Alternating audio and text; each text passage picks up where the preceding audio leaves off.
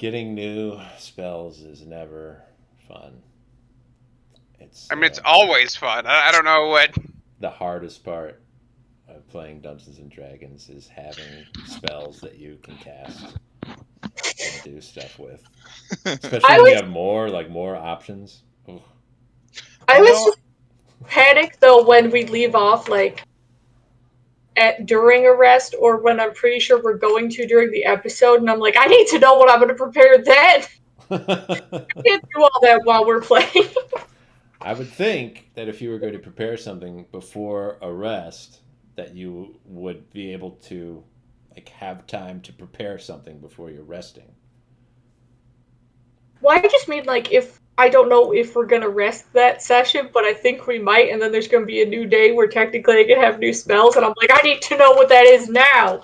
You wouldn't be And able I to mean, get new spells unless you were able to prepare them before resting. yeah, Right. So you don't need to know it right now because yeah, there is an impossibility. that's fair. I was just thinking of like when we're camping, and I'm like, I don't know if it's gonna be a whole day in game or if That's how it's you a get in character, right? yeah. You say, "What do I need to do tomorrow?" I don't know. You'll never know. Can't ever know. Do I need to breathe underwater tomorrow? We're not doing that anymore, No, Danny. never. I won't have to do that. There's not a boat. And then I throw you underwater. I know you're saying it as a joke, but that pretty much was my reasoning. I was like, well, we're on land now. And it happened. I know we're at the beach. Like, And it yeah, happened. So you never don't worry about it. Just prepare whatever you're going to prepare if you're still alive. yeah. hey Dave. I Yeah. know that we talk about this, but I can't remember honestly. I always forget shit. But What have you forgotten, buddy? what does favorite terrains bring to me? Uh, you can move through them more quickly. If you're moving at like a steady pace, you can go a little quicker. Or if you're moving at like a calm and I don't know what they call it, like a tracking sort of pace, you can go like at a regular speed doing it that way. Okay, You just know them a little bit better. okay, gotcha.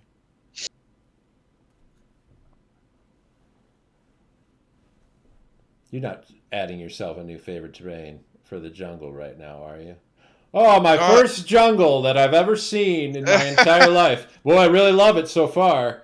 I think I'd call this one of my favorites. no, I have only two. I have not gained a third one yet. I think I gain more Well, see if you later on. like it first, right? Yeah, And then maybe jungle will be one of your favorites. I have coasts and mountains. Mountains. Yes. Oh, I'm gonna have to have that. I don't think we've been on a mountain yet. No, not yet, but Just you wait. I He don't know. loves them. It's just a feeling that I have that in one point You just really we're gonna like be there. mountains. You've lived underwater for a long time, and you're like, there's kind of like mountains underwater. People don't know about this, I mean, but yeah, you do that. They're called islands. yeah. All right, this is episode number 51. This one's called Names. We'll see if that means anything.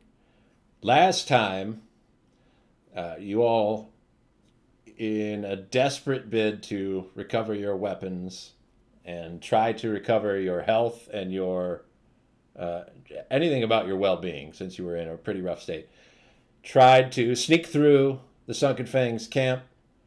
Kind of did, but eventually found the entire party and your new friend Gideon Lagoon facing off against a six-headed snake monster who uh, destroyed you all. And so we ended last session with no one having any hit points. To start off today, Kriv, you're going to wake up very slowly. You're exceptionally sore You've got some bandages around your body, places that are wrapped up, just to keep muscles in place, stiff where they should be. Uh, you don't have any necessarily broken bones, but you got a lot of puncture wounds that are all bandaged and covered. You wake up in a bed, a sort of cotton bed with fine sheets on it. And as you blearily open your eyes, you see the enormous face of Gideon, who is at your bedside looking down at you. So I assume I can see here all that stuff's back. Hmm? I can see here all that stuff's back. See here? You said I was like blind and deaf and Oh, yeah. You are no longer blind or deaf. See, you threw me for a loop there. sorry. Yes, you can see and you can hear. That's where we left off. I don't know. Just said it really quick and confused me. But that's all right. It's confusing. Wake up, because this is not where you went to sleep. Yeah. Gideon, what happened? How are you feeling? Not great. Better than I was, I think. Can you sit up? I can try. Take it slow. Um, and as you attempt to sit up, he sort of nudges his muzzle behind your back to sort of help lift you up a little bit more. And then pulls a couple extra pillows behind to help you keep in that position. But you don't feel like it's that strenuous. You creak a little bit, kind of like you've been, like you hurt your back while you're sleeping, if you've ever done something like that before. So it's kind of achy, but it's not too far off of just like regular muscle ache. Where is everyone? Are you okay? Are they okay? I recovered quickly. Your friends, to varying degrees, also. You've been asleep for 3 days. Really? Yes, some people were worried you wouldn't awaken. What about that creature that came out? Did you kill it? I did Is not. it there? I think that your late arrival companions might have aided us in that endeavor. Who showed up? Was it the dog? A dog? A wolf? We have a wolf and a bird. We only have one other friend here, and I don't think he's gonna be the one showing up. I didn't see anyone. I couldn't see anything at the end. Oh, the merchant is your friend. Well, he doesn't think so, but He's he claimed is. as much numerous times since we've arrived here. Yeah. He claims things. We're his friends, whether he likes it or not. I'd like to get you on your feet as soon as possible, Kriv, if you're feeling up to it. Yeah. I'll try here. Can I see everyone else? I'll take you to them. Here, use Thank, me for support, and let's get you out of that bed. thank you. Where was it you who bandaged me up and everything? No, that was done before I awoke. Where are we? Well, we're at an inn in town. I think that you and your friends rented it out before coming to find me. Ah, that makes sense.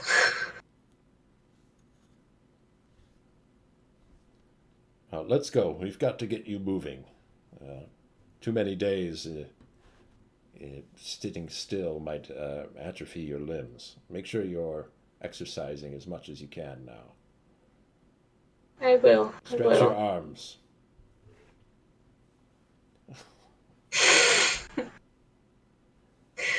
He'll sort of start to guide you and try to walk around. Who do you want to look for first?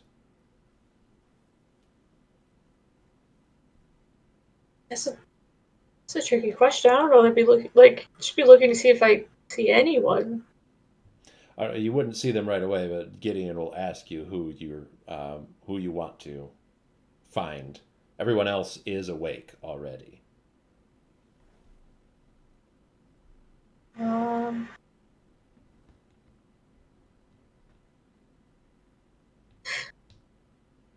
I don't know, Robbie? Sorry, it's hard to make any character decision when Crib did not have a clue what was going on for like an hour before. We'll go find Ravi. And Gideon will take you across the courtyard of this little inn that you've been staying at. Ravi is in his room that he's rented for himself. Now, Ravi, you woke up late the night before. You were the last one before Kriv to actually wake up. And you woke up just a couple hours before you would normally be going to bed. So you woke up and kind of got some food and got yourself stretched out a little bit and then went right back to sleep. You woke up earlier this morning, a few hours before Kriv did. And when they find you now, you have your armor all splayed out on the bed, and you are putting in whatever efforts you possibly can to try to relegate the amount of temperature uncomfortability that this armor is going to be causing you underneath this thick jungle canopy. So you're looking for anything that you could remove that would help make it cooler to wear, or anything that you can alter or change to help make that a little bit better. So Kriv, you and Gideon will walk in and see that Ravi's got all of his armor laid out. He's picking up piece by piece at a time, and he's thinking like, can I take this part out, put that somewhere aside? What's going to work here for that? Robbie, you're already up? How are you? You okay? I mean, I felt a lot better. I feel like my ribs have been crushed several times, and it's kind of hard to breathe, but it's better than it was last night, and it's a little better this morning, so we're getting there. How are you holding up? Just kind of disoriented. I don't know, everything's achy and I didn't know what was happening before. And I guess it's been 3 days? That's pretty much what I was told, too. Unfortunately, pretty much as soon as the snake grabbed me, it was a lot of kind of fading in and out of consciousness. Like, I'd wake up a little bit, and then I'd feel my ribs get broken again, and then I would pass back out. And I did that for a while until I woke up here, last night. Oh my gosh. I feel so bad. I was so worried. I had no idea what was going on. During all that, I got stuck. I couldn't even, hear what was happening. I just kept sending healing in directions. I'm so glad everyone's still here. We maybe bit off more than we could chew with that. Yeah, I think unfortunately our lack of weapons and health and everything kind of put it at a disadvantage in that fight, but we should go find Hazardai and Arvistan. I'm sure they'll be happy to see that you're awake. Yeah, let's go. Hajate is still nearby, but it'll take us a while to get over to Arvistan. Well, let's go meet her then. All right, and Gideon is still acting as a support for you, Kriv, kind of like a makeshift crutch. But he encourages you to, let go of him. He just kind of spots you, walks alongside you as you're going, just in case you have a little bit of weakness or stumble or something. He's going to be ready to catch you. Kind of like a parent with an infant that's first learning to walk. Thank you. That's very reassuring, Dave. Hajate is just outside of the inn, dealing with a crowd of people. Hajate, you were the first to wake up. You really just slept through the night after the fight and then woke up the next morning. Gideon woke up very shortly after you did. But after your return, it seems that Ordo has been spreading the news of your heroics and he's made quite a tale out of what all of you did, and especially with an emphasis on his part in that, since he gave you magical boots that were able to help you conquer that vile gang. So you've got a crowd of admirers and questioners, journalists, just anyone that would be interested in heroes come to town. And they've been coming every day and bothering you all the time, and they're asking for updates on everybody's health and what their current state is, what your relation to Ordo is, whether the deals are actually good or not for these Karenian goods. Why would I know that? Yes. He was very helpful. Yeah, he gave me cool shoes. They were super great. Does he have anything else like that? Is there something else that he could that might be for sale for someone else that they could use to help defend the city? Well, you don't have to defend the city anymore. Are you expecting other bad guys or what? We don't know. We have no idea. Do you guys have a lot of enemies? Have you fought a lot of enemies? Yes. And you hear a murmur. Oh my gosh! Oh, they sound like the great. Oh, I can't believe it. And then two little girls ask for your autograph. Okay. They have a leather ball. They don't know what else to bring to you to have you sign it. So they bring like a soccer ball sized little piece of stitched leather. Okay. Yeah, that's fine. I hope you don't grow up to have my job. Trust me. The one girl is very shy and doesn't want to approach. It's probably her ball, and she's got her friend to go over there to get the autograph from you. And she'll say, "Are you a superhero?"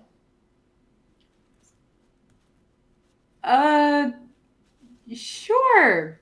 We helped you all. My gosh, I can't believe it. Are you gonna save the world? Is there like a bad guy? Oh, there's a bad guy. There's a big bad guy. What's your cool superhero name? It's just Hashote. Oh, she's so strong. She doesn't even need a secret identity. Oh my gosh.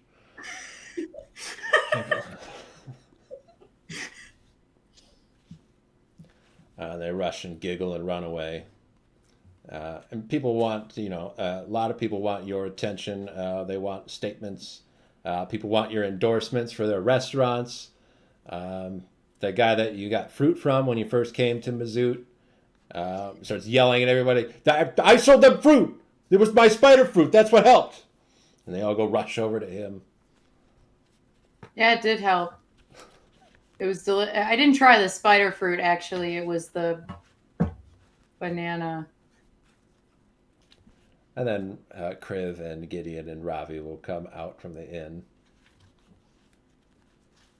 Oh, thank goodness you're here. A rush of renewed attention. More people clamor over as a larger portion of the group has come. And Gideon is already a local hero. So they see him and they all hurry over to him. And Gideon steps away from you for a moment, Kriv, to sort of placate the crowd. And he seems practiced at this. He knows exactly how much and what to say to each individual person. And you can see that when they talk to him, he addresses them all by name. So he knows who everyone is. He even knows the little kids. And he stops to do he's a really big guy and he likes to have the little ones climb on him. And he pretends that he's like a big fearsome dragon and they climb all over him and slay him, and then he rolls over on the ground. And they all run off. But he gives them his regular routine of dealing with the people when something heroic has happened and helps to move the crowd along a little bit.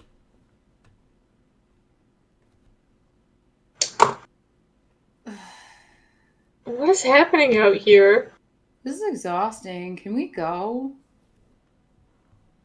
It's good you're awake. How do you feel? Mostly confused. It'll be fine. Probably. Yeah. Yeah, it was totally exciting to know that we entirely have to rely on animals to finish the job. So that was who came at the end? Oh, yeah. I had to blow up the wall. That's kind of cool. And then I got knocked out like immediately. Me too. It's so helpful. Oh, yeah, I feel so bad for you. I brought you back to life so many times, bud. And I so mean, the large purple blackish colors on my ribs are better than death, so I'll take it. How should you you know, at least get one of the skulls? Did you get a skull out of this one? I wish. I woke up here. I didn't have any options, you know? I can't exactly ask Shell to take one of those for me. Can't. Well, seems a morbid hobby. Are you sure you're all heroes? No. I don't I see. remember claiming that. We technically work for the government, so no. Yes. Ashute, have you been telling people we're heroes? Why not? I'm bored. Not only am I bored, but I'm overwhelmed by this crowd, and it's just easier to just agree. You know? Just be like, yeah, sure. I mean, hey. Eventually, we're gonna save the world. I just get that feeling, but you know. This Might as is well good, be right? famous now, right? This is good, right? These people don't look angry. They don't. This is No,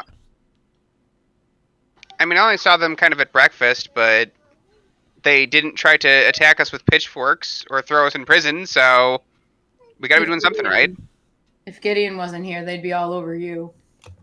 maybe Probably that's not a good idea right now. maybe in a roundabout way, this was actually helpful to our mission. It definitely makes us look good. Might make I them more willing to make an feel I effort. must interject. I hope to consider myself a man of honor, and well, however you would consider your role in the world, I would consider all of you heroes. Thanks. Yeah, thank you. It's the current state of the world makes it hard to feel a hero at times, that's for sure. I wouldn't be here if not for the four of you. Well, you're lucky that we got here on time because we've experienced a lot of not getting there on time. Speaking of time, I'm certain your mission is of paramount importance. Speed must be part of it. Yeah, it's good we got that done in a day and had very quick recovery time, I guess. You do need to go to Tempe, though. I understand. That is correct. Well, in the time that you've been recuperating, I've seen to preparing some travel arrangements. Uh, if Kriv is feeling up to the journey, I think we should leave as soon as possible. We will have to round up Arvistan, though, before we go. Do you know where he's at? I haven't seen him. Arvistan, you are sitting on the edge of a dock. You've got Luna next to you. She's perched up. She's got her paws on the very edge. She's looking down into the water and she's wagging her tail excitedly. And on the other side of you is an older Omni gentleman. He's like a cross between a bobcat and a fisher. And his name is Fisher. Between the two of you, there is a metal bucket that's got like chum in it and worms and just a variety of different baits. He's got a rod in the water, and you've got a rod in the water. You woke up a couple days ago after Hajate did and after Gideon, but long before Ravi did. Gideon told you that you'd have to wait for the others to recover, and once you took care of whatever little bits, whatever little replenishments of supplies that you might have needed to do beforehand, you had a little extra time. So early this morning, before the dawn came up, you came out here to start fishing. And this guy is here every day, all day. So you're sitting there, there's calm water, and your lines aren't moving right now. So, you come here every day? Yeah. Have you ever caught anything? Most of the time, fish aren't really not like yesterday. Not like yesterday. Was it better yesterday? Yeah, better yesterday. Today. Just have you noticed I've been here quite a bit with you, and still nothing biting the lines. Yeah, no.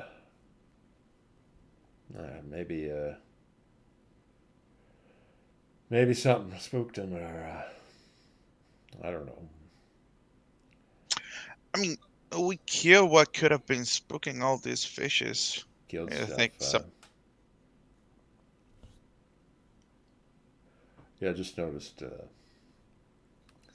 Usually catch more fish than this. That's okay. Something's different today. That's okay. I mean, at least it's relaxing. Yeah, but most of the time I'm sitting here and catching fish. And something's different today, I guess.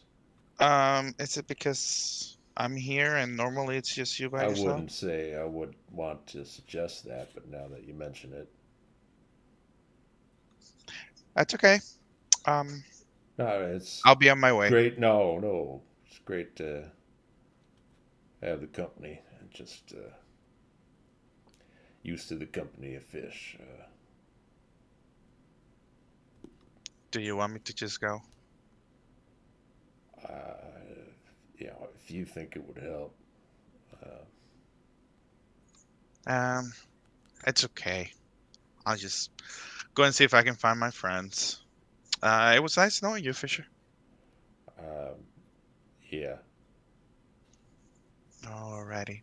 Let's go, Luna. And oh, wait, 1 second. I grab a little bit of chum and stuff like that and toss it a little bit to Luna so she can eat.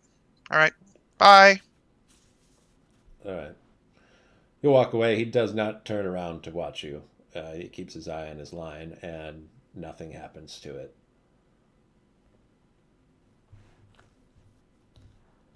While walking away, I yell at him again. I'm like, hope you catch something now.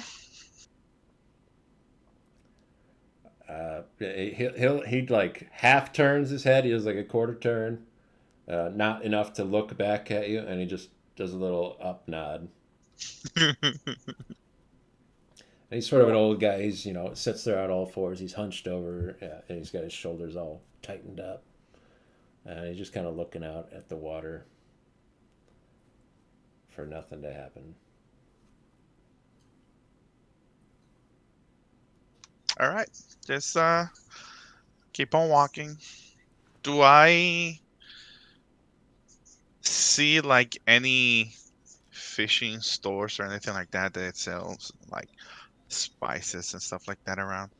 Fishing stores that sell spices? I can't say that exactly. Like Spices? fishes and stuff like that, like fish food and stuff like that. Fish food. Yeah. You like a pet store that has fish food for pet fish, or No. Oh my god. Foreign. Is this an English thing? Do you mean bait? No, not bait. No, you don't mean that. like a fish store, where I can go buy fish and things to cook fish Oh, and stuff like that. yeah. That's not that weird. A fishmonger. Sure. Yes. Yeah, someone who's just selling fish that they've already caught. A fish store. Yes. And Uh, if they have like local spices and stuff like You that. probably have to go to multiple stores. You have to go to somewhere else that has the spices that you're looking for. Okay. Because the fishmonger would have the fish, and then you go to a dealer for spice to get that. Is there anything in particular that you want to get, or Spices, like whatever big fish they have, and local spices that I've never seen. okay? You'll get. I'll give you 4 different kinds of spices that you're unfamiliar with, and you're trying to get some big fish. Yes. How big? Like how big do we want? We don't necessarily want to get the biggest fish, right? No, We're not looking the for something. biggest, but enough for all of us to eat. It give it if it has it's big enough, then I need to take or maybe 2 of them for all of us to eat. Okay. So you could get some relatively well-sized fish. They'd be like half the size of your torso, not in length, but in weight. Okay. If you want 2 of those, you can have 2 of those. And it'll give you little pouches, probably about the size of like your thumb, like that sort of amount of spice in each little pouch. And you get like a bright orange spice in there. Another one that's like a fiery red. You get one that's a little bit thicker, like a very dark, sort of like cocoa brown. And then one that is a very slightly pinkish, like white, like very light pink color. All right. Do they an explanation of what is each other? They don't give you any explanation for exactly what they're for. They encourage you to experiment. They say that most of these spices are used in varying quantities in a lot of the local dishes. So they want you to use everything in everything, and Okay. different quantities of each for whatever it is you're trying to do. Um. Obviously, they say the red's going to be spicier, the pink is going to be saltier, the dark brown one's going to be a little bit richer. It adds some like thickness to whatever you're cooking, and the orange one's just kind of a mainstay. That's like garlic for an Italian person. Okay. Put it in everything. Whatever the recipe says, put twice as much. You gotta All right. season with your heart with that one.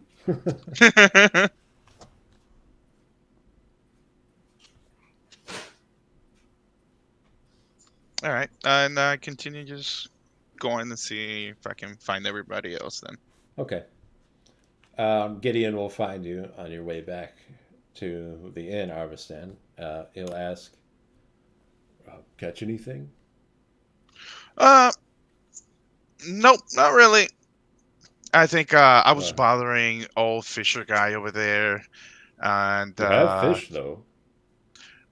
yeah, I just bought it over there in the store on my way over here. I see. Do you want Yeah. do you want to try to convince the others that you caught those, or do you just want to tell them you bought them? Nah, I just bought them. I'm Very I'm well. just really really intrigued on trying all these spices that I just got that I've never seen. Are you prepared to go? Can we eat first? Oh, we should have Kriv eat something before leaving. Yeah. After leaving, we can go to continue our mission if that's okay with you. All right. Hopefully, we could cook something quickly, though. Yeah. I got this. Don't worry about it. All right. We'll meet back at the inn. Eat as quickly as possible. I'm going to go secure the raft. Alrighty. Do we have to raft to our way over there?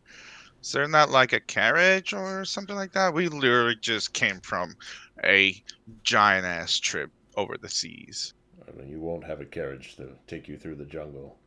If you want No? to make any type of headway, we'll have to go by the river. Okay. Are the rivers dangerous? It's all dangerous. Yeah, I guess you're right. I mean, I don't mind it. It's more for because I've come from the sea, so water is like I love it. Oh, don't go in the But it's water. don't go in the water. Don't go in the water. Oh, why? Is it toxic? Too much things that can eat me or something? Uh, Parasites will be frequent in this river, and Hmm. some of the wildlife there. It's a delicate ecosystem. Okay. So would you say that we would have to buy some medicine or stuff like that just in case for our trip because of the parasites? I've taken care of most of those supplies.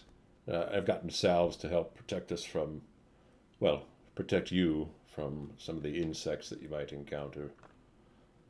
Okay. Some All right. parasites don't have any treatment, so I just recommend we stay out of the river. Well, you know best, so you lead the way. Hurry and eat.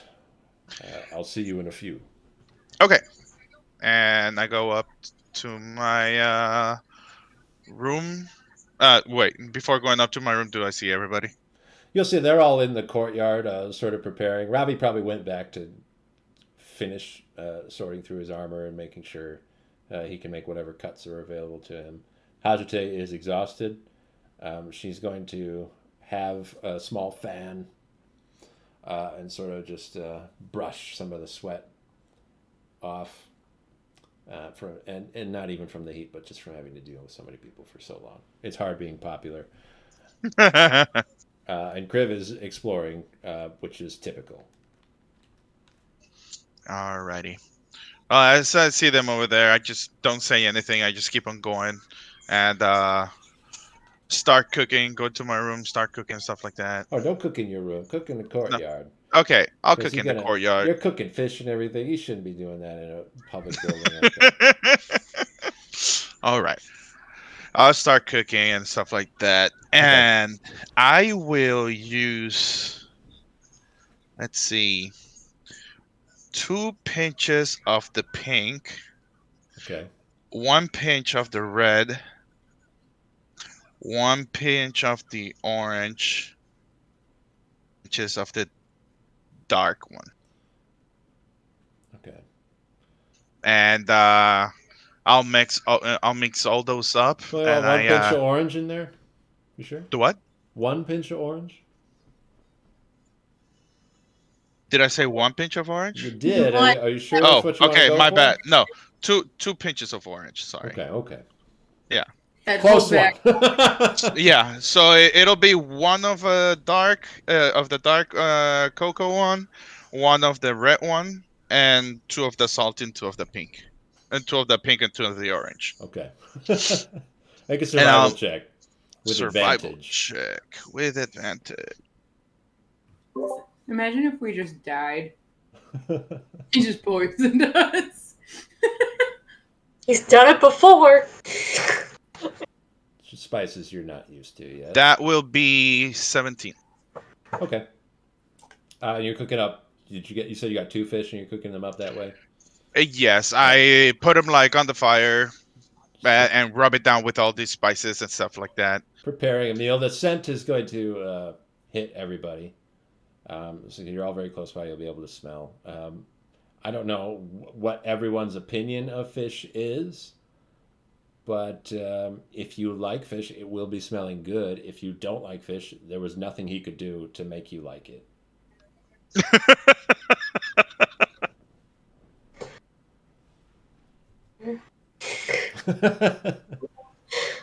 Can you make mine spicier? Oh, you want spicier? Like how spicy?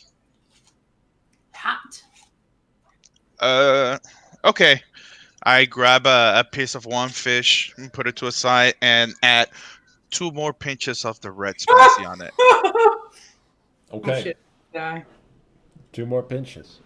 Yes, and I hope it's spicy enough. It might be way too spicy, but here you go. He has not tested any of these. So That's fair. okay. So you'll all eat your fish meal. This is sort of a like brunch time, I suppose. Would be about when you'd be finishing this up, like 9:30, 10 o'clock. Is about the time that you'll be eating this, and this is your last meal that you will eat in town before taking off into the jungle. Hajite, make a Constitution saving throw. Everybody's is a little spicy, Nice. enough heat to kind of redden your face. And get some of the sweat going, but not the way that it clears your sinuses to eat everything. But that was 1 pinch on 2 full fish, and then just a portion of one of the fishes has had 2 entirely new pinches added onto it. Yeah, so In addition 3 in to- total. In addition to the little bit that was on there before, so So what you're saying is, I'm gonna breathe fire. it's hot. Uh-oh. Constitution, huh? It's hot stuff, yeah. 20! Hajite Oh. has a knack for spicy things.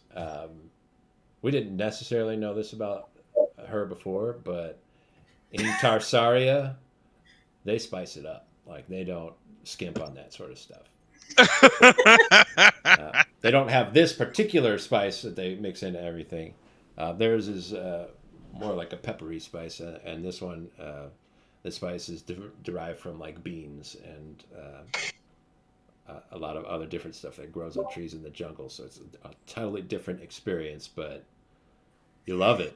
I mean, the amount that he put on there feels right. It is super hot. Like, you can feel it in your stomach right now, like still trying to upset you, but you just won't have it. You're just not having any part of that hurting. No, I'm fine. Is it spicy enough? Or you want more? No, this is perfect. Perfect. Oh, sweet. Okay. Good thing, because I haven't tasted until right now that I'm gonna eat a piece, so I was a little bit worried on how spicy it could have been.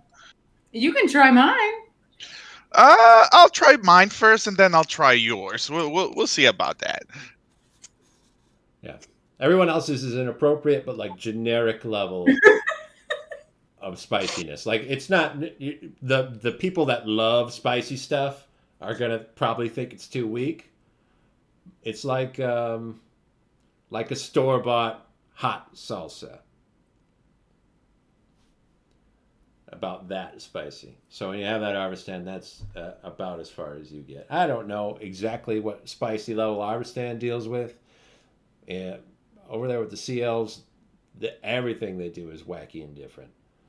So how you handle that is up to you. You can try Ajates if you want. I will try hashit. Like, I take a bite of mine of the regular pieces one. I'm like,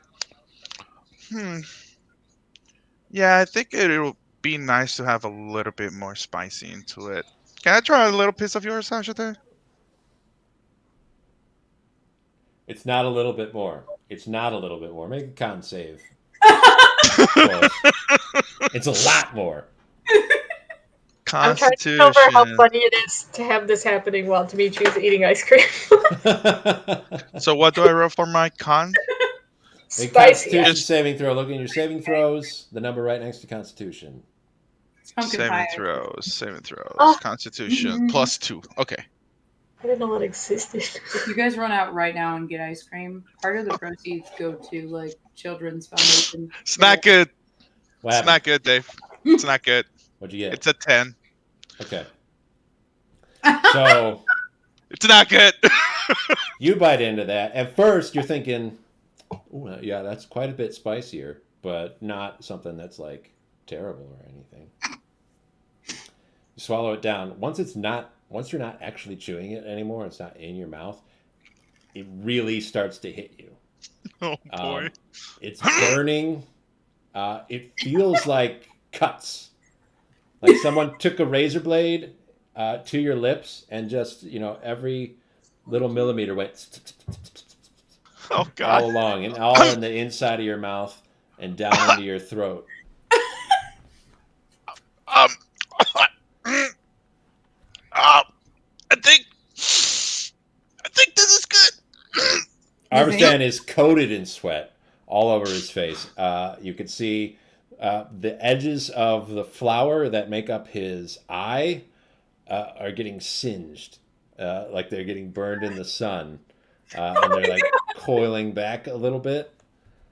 And out of what's left of his nose, there is just a river of snot coming out. This is good. You're right. Yeah. Not spicy at all. But you, Are you Oh okay? no! See now, Jason, you just touched your eyes, so that's gonna burn your eyes a lot.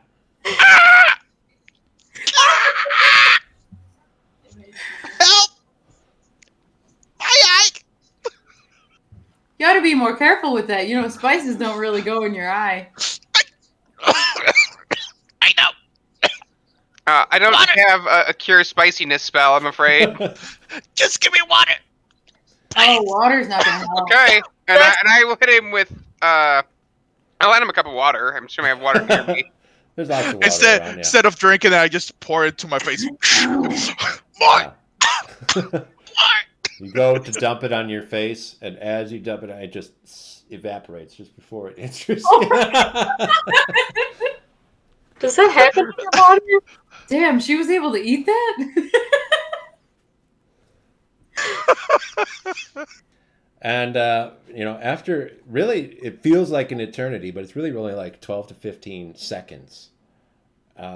It's so much that your face goes numb, and it's weird. It's an odd experience. You're not like slurring your words or everything. You can still talk. Okay. Okay. And you but you're almost like hallucinating, kind of from. Are we talking space. Szechuan peppers I level? I can't imagine what it would have been if you rolled under a 10. Oh God, me neither. You just hey, I die. you kind of look around, and everything's like a negative, like Black and white. like whatever tone it should be, it's the opposite instead. And you say, and you look and you think that's not right. That's not right. Like, guys, I can't see well. Did you? Well, yeah. You don't rub that shit in your eye. No, whatever I used to be red. Is It's something Gideon near else. us? Gideon will return. He will say, "The raft is ready. It's time to leave. Are you all prepared?" No, I'm not. What Gideon, happened? do you have something to help with the heat? The heat? Well, it's not the heat that'll get you. It's the humidity, of He course. put red spice on himself. I Oh, got that's red great. spice on my eyes. Oh, don't put it in your eyes. That's not a good idea. I just scratch my eyes without washing my hands. Really shouldn't It do that hurts. anyway, whether you have spice or not. Oh, it just happened. And he ate Okay. like 3 pinches. Whatever that means. And he is sort of a little fellow too, isn't he? Yeah, that's probably too much. I would advise against that, Arvestan. Yeah, I know. You'll be all right, I think, eventually. Okay. He's not going to go blind, right? He's only got one good eye. Can he? He can't see out of that. Oh, I suppose that's not really an eye, is it? No. You're very interesting, aren't you? I think he'll be all right. I start trying to reach out for more water, trying to find my way around. Just I pour will get water another into my glass of water if he wants one. throw water instead of drinking it. Throw it into my face. You should try something more basic to help neutralize that acid that you've just put into your face. Well, give me something then. Well, I don't have anything. Well, don't come with it if you don't have it. Do you have any bread on me? Bread Or is there bread is with not. veal? It's not as common in Mochipa as it would be in Karenia. Ah. Huh. We could get maybe some creamed corn or something. Would you like some corn? I'm very excited to watch Oliver Stan put cream corn in his eyes. Yeah, no, I don't think I'll do that. Or you could just wait and just let it pass. Yeah, I'll just wait, pouring water, and I'll just let it go. All right, And so- I grab Robbie by the shoulders. I'm sorry, buddy. Be my guide for a little bit. I will look at Gideon. Are we safe to travel with him like this? For the beginning part of the journey, he'll simply have to wait on the raft. So I think he'll be fine. Okay. Well, it's ready this way whenever you're good to go. I'm ready, and I will look most specifically at Kriv as they just woke up most recently. Might as well. All right, try to stay on your feet as much as possible. I usually try to. If I get too tired, I'll just, be a cat. I can carry. Or a bug.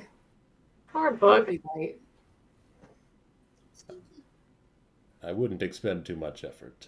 Just let me know if you need a break. I will. Thank you for everything right now. And he'll lead you all through the houses of the town over to where the river enters in. It has sort of like arching gate, where the sort of river, the largest branch of it, since it kind of deltas out around in various places around the town, enters in through the walls of the city. And there is a raft waiting there. It's tied up along a stone embankment just next to the river. And there are two young frogmen waiting on the raft. It's pretty big, but not so big that you won't just all kind of just have to be standing on it, basically, as it goes down the river. There's not really like room to be moving around or doing a whole bunch of stuff. And it's not much more than a bunch of tree trunks tied together. And these two frogmen have long poles that they're poking into the water to move the raft along the river. And Gideon will say, this is your mode of transportation. We'll spend the first few days on the river, and depending on how things look after that, we might disembark and travel the rest of the way on foot. How deep is the river? It's not very deep, less than 10 feet in most places, but the water is not safe, especially not for foreigners who don't have natural resistances. Okay.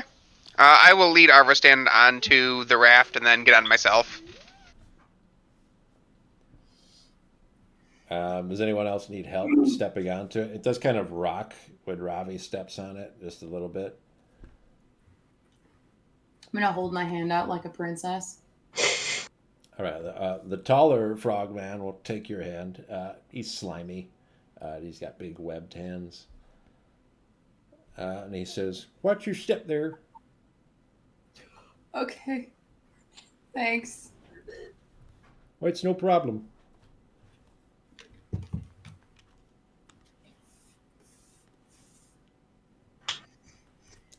And then seeing that as that's happening, the shorter frogman, who's just he kind of squats most of the time, will lift a hand up for Kriv.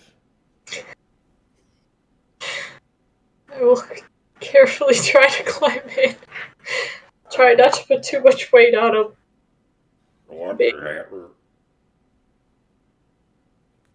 Thank you.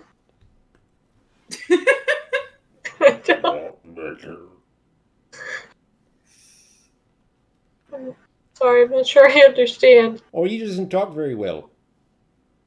Ah. It's his accent, I'm sure. Well, he was trying to eat a bumblebee when he was a kid, and he accidentally ate a pine cone. And it cut up his larynx a little bit while he was choking it down. Ah. What a problem to have. Well, hasn't slowed him down any. He's pretty good on the boat. Fair. So where are you folks headed today? We're going to Tempe. Well, it's pretty far, eh? And Gideon's gonna take you all the way there? I will look at Gideon. I hope so. He sort of bows low and he says, "On my honor, I owe you my very life, and whatever I can do to repay that debt, I will."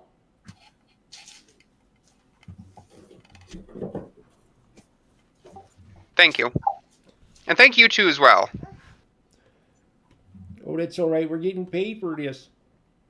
Just make sure you keep your arms and legs inside the raft the whole time.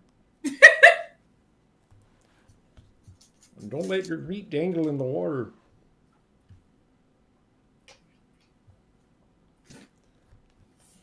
And they'll push their long poles against the bank and push themselves into the center of the river.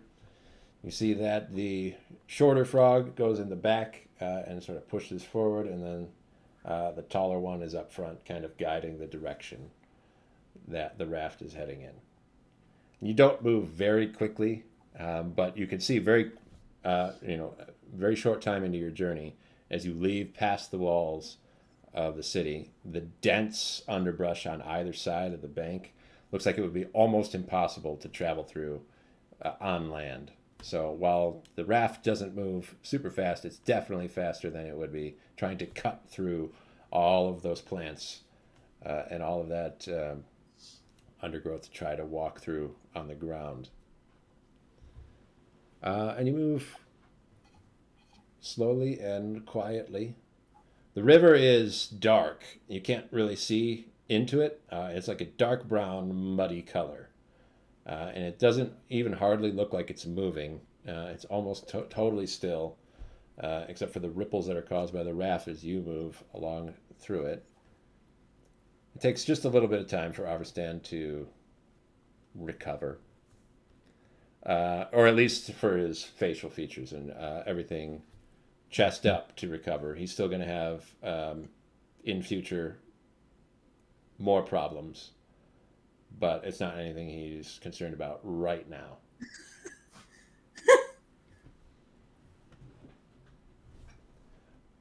I'll have... Who's got good eyes? Ravi, make a perception check. Not me right now.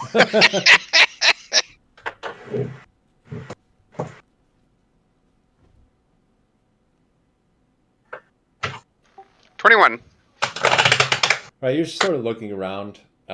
You're watching the jungle as you float by, and then your eye will be caught by like a little reflection in the water, a kind of shimmering of light as you see a school of fish move very quickly, very close to the surface of the water. And seeing that you're seeing that, Gideon will say, make sure you don't put your feet in there. What are they? In Karenia, I think they're referred to as kippers, but here in Mochipa we call them piranha. Oh. I see. I will stay out of the water then. They're not necessarily dangerous. They mostly feed on dead animals, but there have been cases where if they're more desperate, they go for something a little more lively. And there's really no need to tempt them.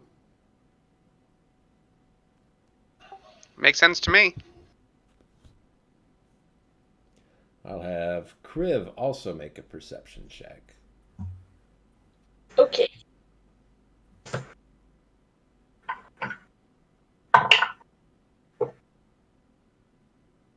Well, Yeah, there's a bend coming up in the river. It's going to sort of turn left just a little ways ahead, and it gets wider at that point as it makes that turn. And at the edge, the outside edge of that, there's like a sort of bulb that comes out where you think there might be like a little kind of whirlpool area where the flow of the river kind of doubles back on itself and makes this little extension. And because the river's wider at that point, there's a break in the canopy that makes a little more light come through. There's like a little shaft of sunlight that lights right on that spot. And you can see as you look over there, there are sparks zipping back and forth across the surface of the water. And even sort of inside of it, you can see little jolts of electricity arcing back and forth.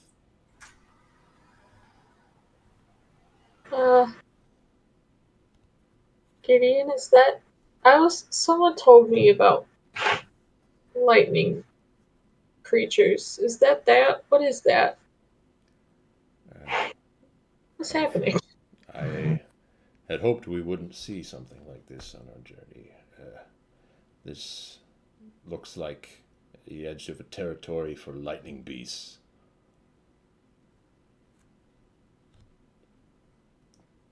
Can't remember much of what I was told. I know it wasn't good. They're Aren't they like... exceptionally territorial. We'll have to be cautious moving through here. Aren't they like pack, like herd animals or creatures? Or am I misremembering? They are. They do travel in larger groups, which is somewhat surprising given their size. Most of them are bigger than I am.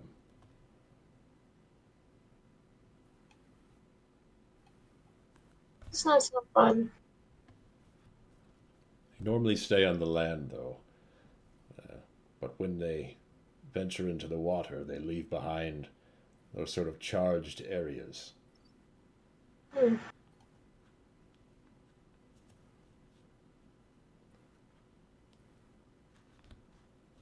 Kriv, I'll ask you to keep your eyes open.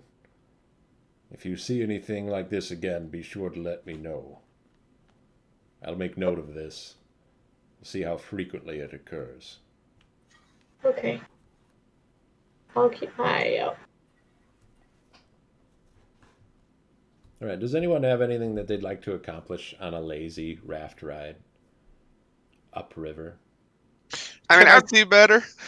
I would probably ask Gideon what he knows of Tempe, as we've been very loose with information from people we've talked to so far. Tempe used to be my home, the home of my family. I haven't been there in many years, but is there anything in particular you'd like to know? Well, we are on a diplomatic missions of sorts. If you have anything that we need to do or need not to do to stay in good standing with the city, that would be appreciated. Well, you'll want to make your... what's the word I'm searching for? You want to make your title known as soon as you arrive.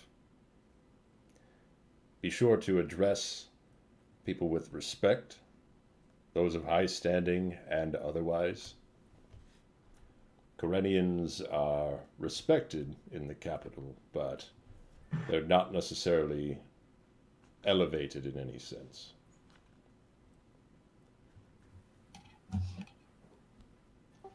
Fair enough. And then kind of a, I don't say personal question, but curious question. What religions do you guys follow out here? Well, there are those who follow the storm. I'm sure you have some in Karenia as well.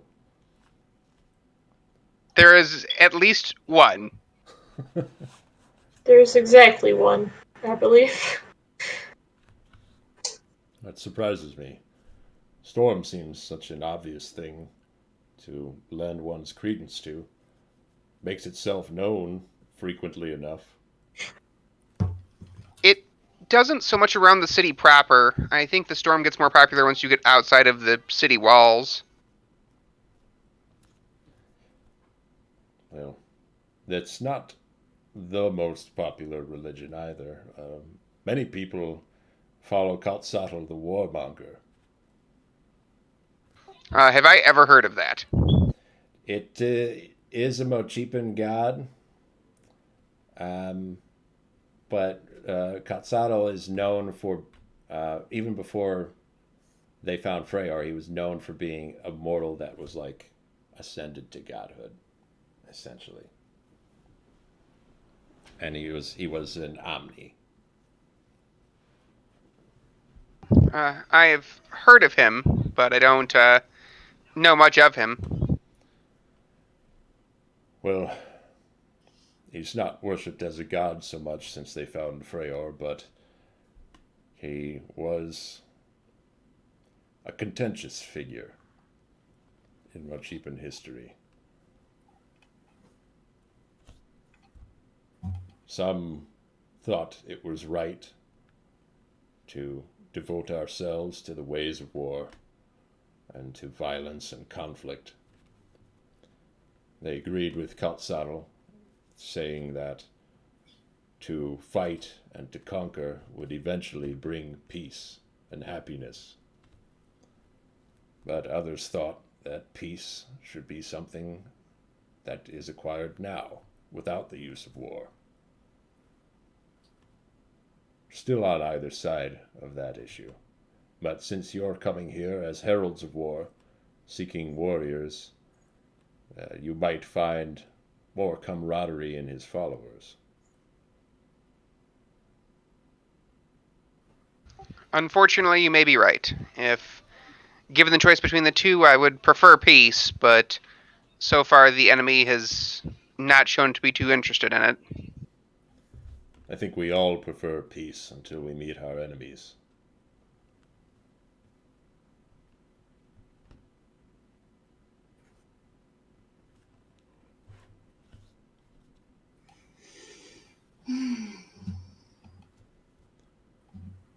If no one has anything else for Gideon or the frogs, you will make your way down the river for the rest of the day. And then when it's getting closer to nighttime, not quite there, but a couple hours out, Gideon will instruct the frogs to put in at landfall. There's a sort of clearing area that he instructs them to land at. And he says, "We'll make camp on land. I know a place nearby.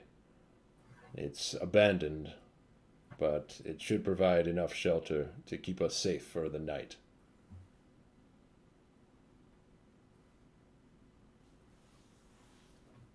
I gotta say, I'm really sad that we had 4 nights where we got to sleep on beds, and I didn't even know about 3 of them. I didn't get to enjoy it. I'm sad. Yeah, I gotta admit, for a town, I actually like it quite a bit. I mean, the heat's a bit much for my personal taste, but outside of that, it's really nice.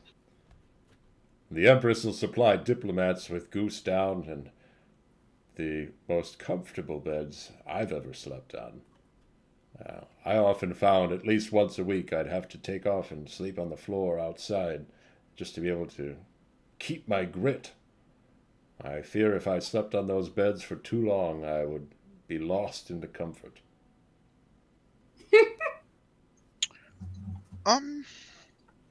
Here speaking like a crazy madman. What? Why did these snake people have you in their jail cells? What was that all about? Were you trying to stop them, What a way or to describe that. you're like a big diplomat or something, or what's up with that? In recent years, I've been the lead protector of the town of Mazout. I had been making inroads into investigating the Sunken Fangs for the last several months when I discovered that the base of their operations was guarded by a smaller number than their entire gang. I thought perhaps I could infiltrate it and destroy them from the inside. I'll have you know that there were many more there before you came and before I was captured. Okay. So you helped us out. And does that mean that it's over, or were they just part of it? I was not the first leader of the Sunken Fang. All of those members aren't the originals. They didn't start with them. I'm sure they won't end there. So does that mean that they might have more of that weird monster that we dealt with? In time. But I think we've dealt them a blow that will take them a long time to recover from. And where do you think the original ones are at the moment? Dead and Or like gone. they're dead and gone? Yes. And who is the like main leader of all these, of all the gangs right now? I don't know that they all agree enough to have one leader in charge. I don't know who would be taking the reins now. Probably someone lower down seizing that opportunity. Hmm. And do they all reside here in Masut, or do they spread out to other places? I can't speak for most other places. I don't know how far that particular gang reaches. But have you never run into criminality before, Harvestan? I'm sure they have it in Corellia also. Oh yeah, we have, but nothing as great as we just stumble upon with He's this. not from Karenia. He wasn't there very long. He's not? No, I'm not. I'm Oh, actually the But only one from Corenia proper. What? yeah, But you're all envoys from there. Ajite, I yeah. believe you're the leader of a Corellian diplomatic mission? I sure am Tarsarian. Oh, I see.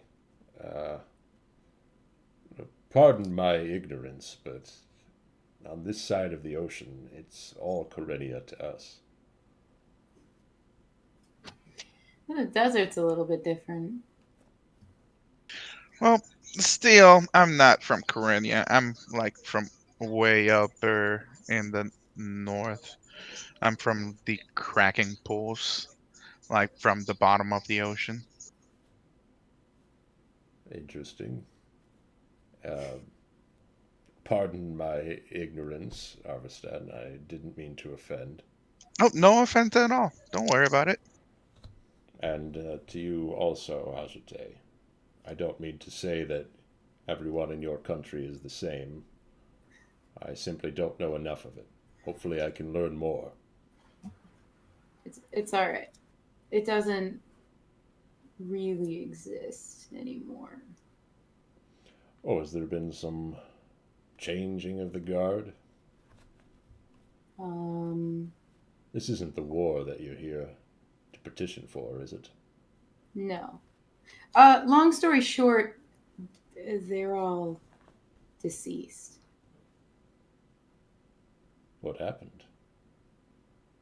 Um, I'm not sure what sort of other creatures besides giant snakes you've dealt with, but it was like a large insect. Monsters Probably. come in all shapes and sizes. Uh, it attaches the bodies to itself, if that That is seems there. horrendous. Yeah. it can also speak with us, which is very unsettling. Yes, a monster without a mind is little more than a beast, but one that has an intellect is a true foe. Taking down that nation was its plan, I'm sure of it. And yet this is not what you've come here for. No. That surprises me. Unfortunately, there's a lot going on all over.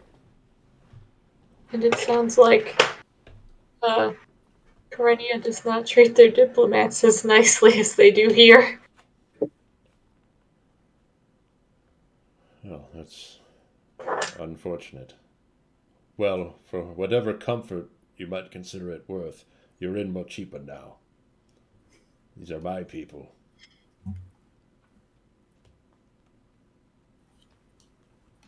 I mean, we've felt nothing but welcome. I hope that continues. For my part, I'll do what I can. Thank you.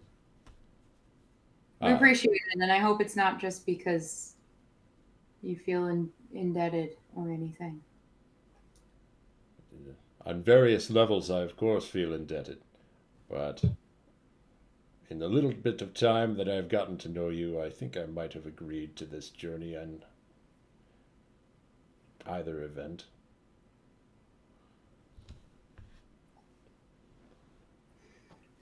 It's going to be a big change. Hopefully, a good one. Well, but here's our shelter for the evening. We'll pull you out to a sort of clearing. For some reason, there's nothing growing in this little area.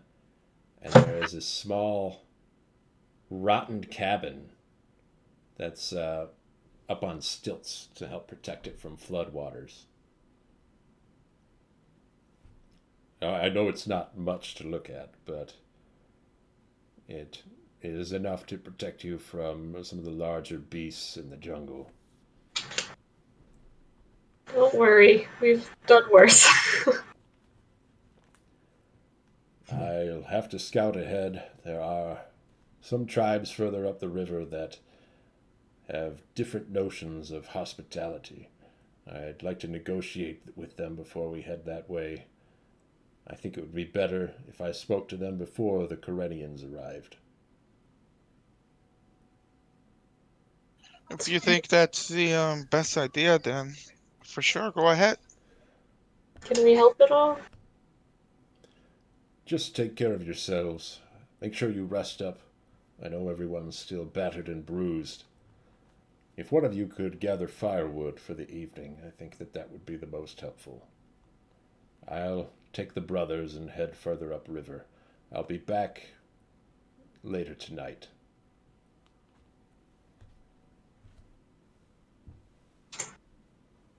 We can do that. Probably. Is there anything that we should be looking around with this in the woods or anything like that we shouldn't be touching or getting close to? That we Just know? stay within sight of the cabin. I think you'll be all right. Okay. And he'll march back out into the jungle, back towards the river, and leave the four of you. I guess you brought Shell and Luna and probably your horse. Yeah. Okay. Definitely, yes. Really It's very warm here, and as the sun starts to go down, it doesn't get any cooler at night. It's just sort of sticky and humid all the time. Gideon did get you some salves that you could spread on those of you that aren't covered in hair, that you could cover your exposed skin with to help try to protect you from insects, but it only does the majority. Some of them still do get through, so you've got little bits of bug bites on your exposed skin in different places, and you've got this kind of like alcoholic smelling paste on you all day. and your sweat has difficulty pouring through, so you're just getting warm all the time. I want to use And your that's like to make the little tiny puffs of wind, just like a little magic fan. that's like overnight too. I'd like to try using the bug repelling incense. Right. It'd be easier to do inside the building. Right. An enclosed space will help trap it a little bit more. Who wants to gather firewood? I want to. I'll go with Criff. Okay. So, and then who's going to head for the building? Building.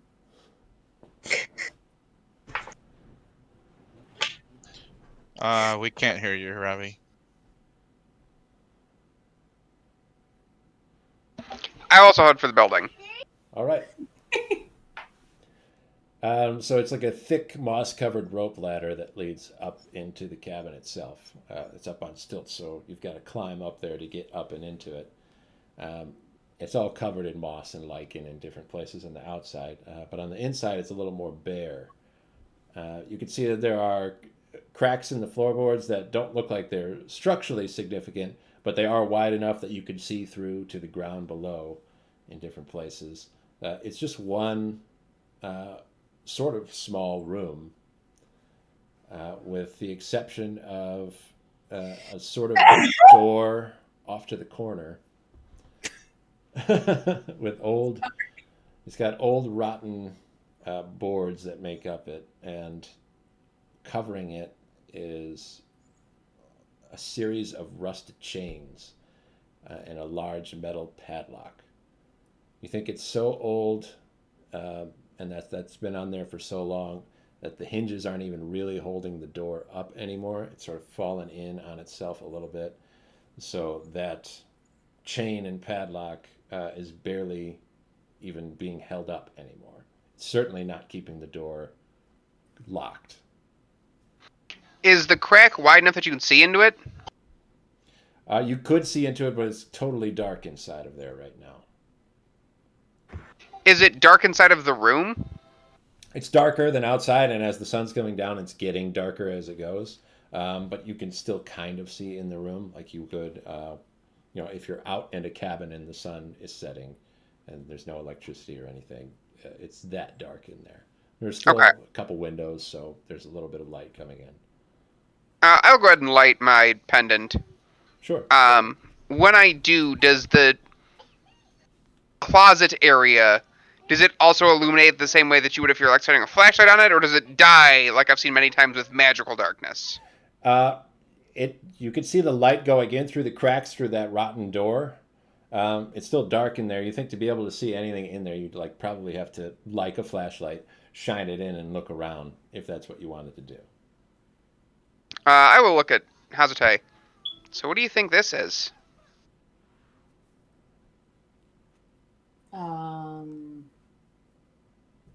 Very decayed. What do you mean? I mean, it's padlocked. It's chained. It's like they were holding something here. Maybe something was held here. I'm gonna look inside. Okay. You've got the dark vision, so you can just see inside of there, even without Ravi's light. It's not another room. It's little more than like a cupboard, a very shallow cupboard, even. As you look inside, that there's just one shelf in there. It's sort of knocked over a little bit, so it's kind of slumped over. And down in the crook at the base of it, there is a book. That's weird. There's a book in there. Guess we'll ask Gideon when he comes back. I'm kind of curious about a book that is locked into a cupboard. Well, do you want it? I mean, I don't know. Maybe. We could open the door. Could I actually open the door? Is the padlock going to prevent me from just opening it? Do you want to attempt to open the door? I want to open it from the hinge side. Sure. You sort of reach up at the door. You can even get your fingers in behind the back of the door, and once you put any pressure on it, it crumbles.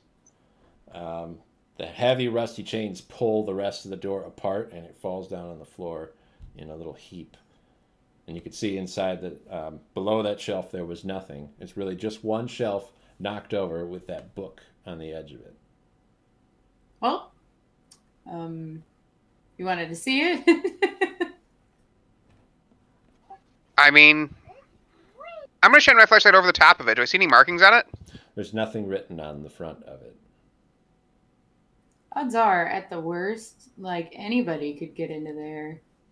I didn't even do anything.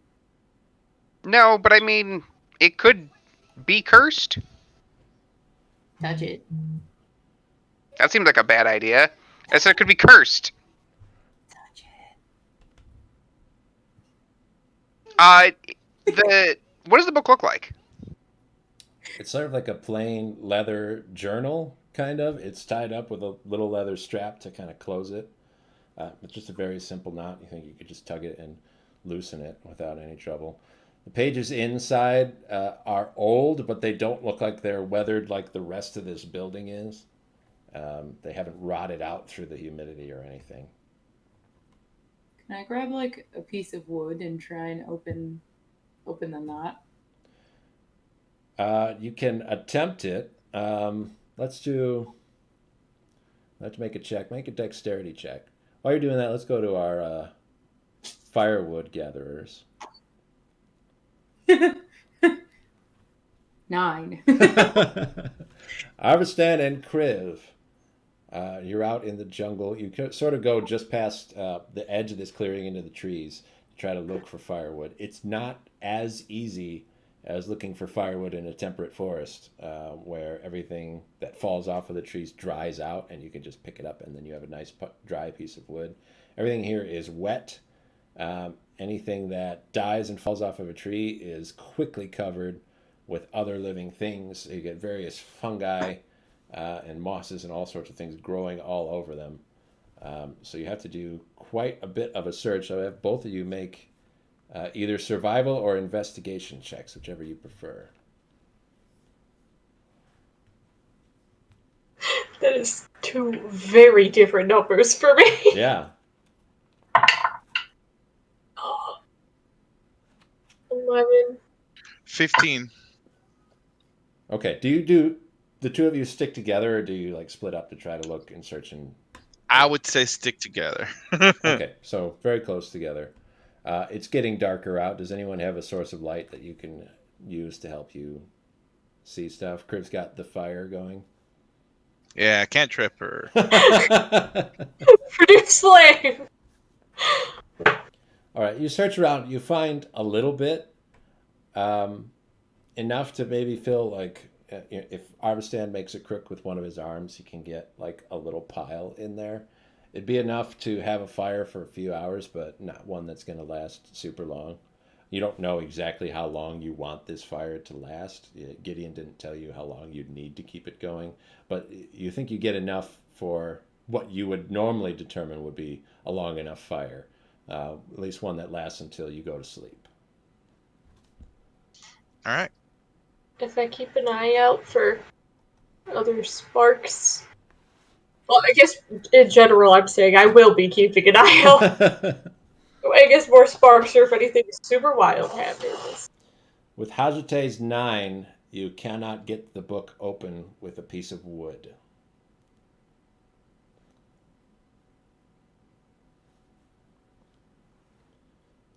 So, Ravi, you could see Hajate poking at it. One of these rotted pieces off the door. If I detect magic, do I detect magic on the book? There's something there. Definitely. You can't necessarily see exactly what school of magic it is. There's something weirdly magical about it, but it's not like magic on like magic items or most of the types of things that you detect magic on.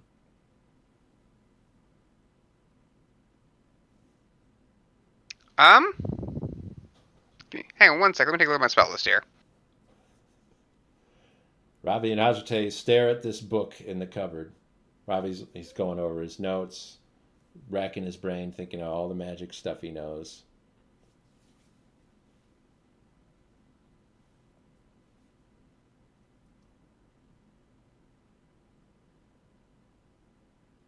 Okay. I'm actually gonna go ahead and pick up the book. I'm not gonna open it, but I'm gonna pick it up.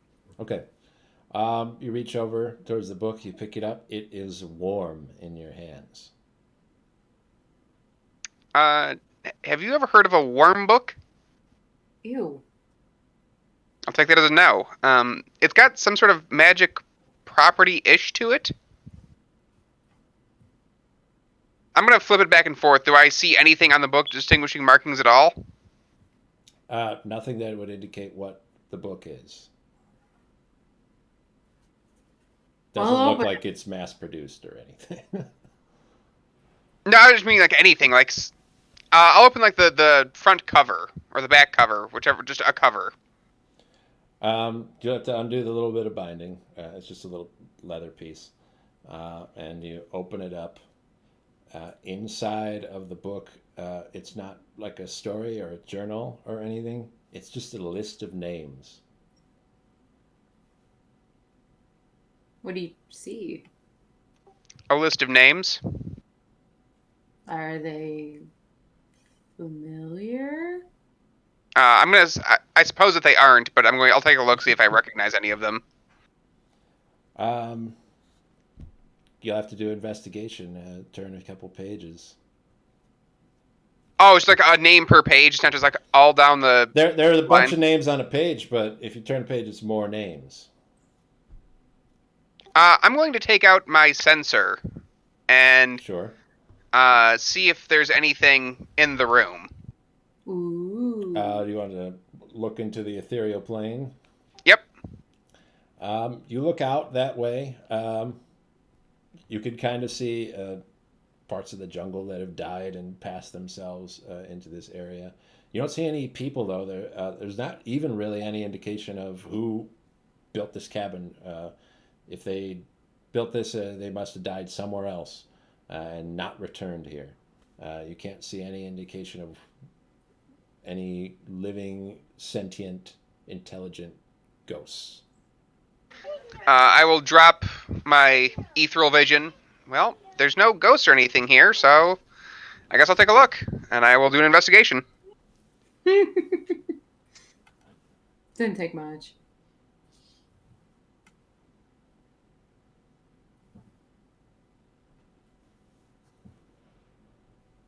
$14. All right. I cannot remember if Ravi would recognize any of the names. So I'm going to say that you don't necessarily. If I go through a few pages and don't recognize the names, I'll fold the book back up and just kind of hold on to it. No, I don't. I don't recognize anyone. Mm-hmm. Just a book of names that's locked up in a cupboard. That is slightly magically inclined and warm to the touch. There's nothing besides names in that entire book. I'll hand Hazard the book. I didn't see anything. Granted, I didn't look at every page, but How's your make an investigation check? Okie dokie, Snooky. 17? All right, tell me if you recognize any of these names. Because you may or may not. You will see the name Bettany. Does that ring a bell to you? Yes. You will see the name Ryla. Does that resonate at all? Yes. Seely. Have you ever heard that one before?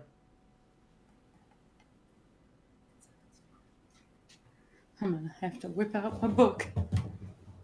Whip out my brain. Does the name At minimum 2. Does the name Ariel seem familiar? Oh no! So did you This find isn't good. anything? This is not good, Ravi. What do you mean not good? Is that all of them? There are many more names than that. You don't That all the- recognize all of them. Kinda. Yeah. You keep turning the pages and turning and turning and turning, and the last name that you see is Peakrid. Oh no, Ravi. Oh no, Ravi, what? Leave me alone. It's a bug. Peakrid's in here. I'm sorry. Stop. Wait, hang on a second. Peakrid, like from Karenia Peakrid?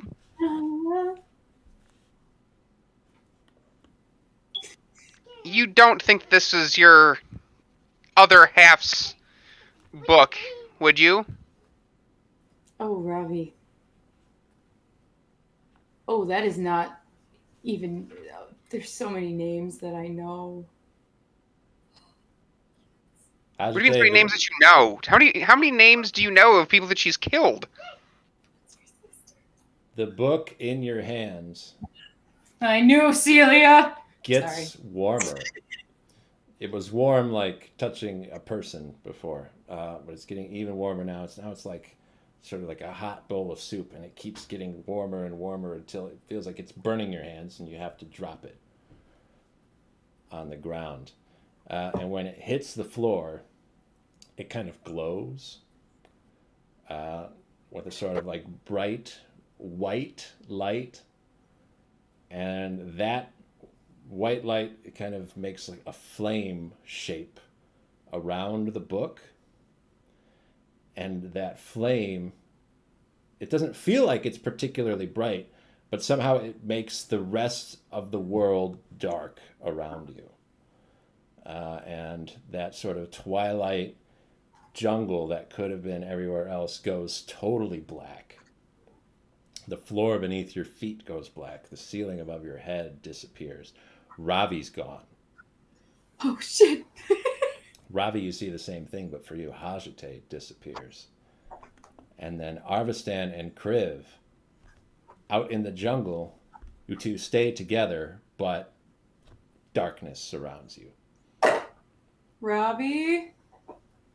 Do I hear her? No. Criff?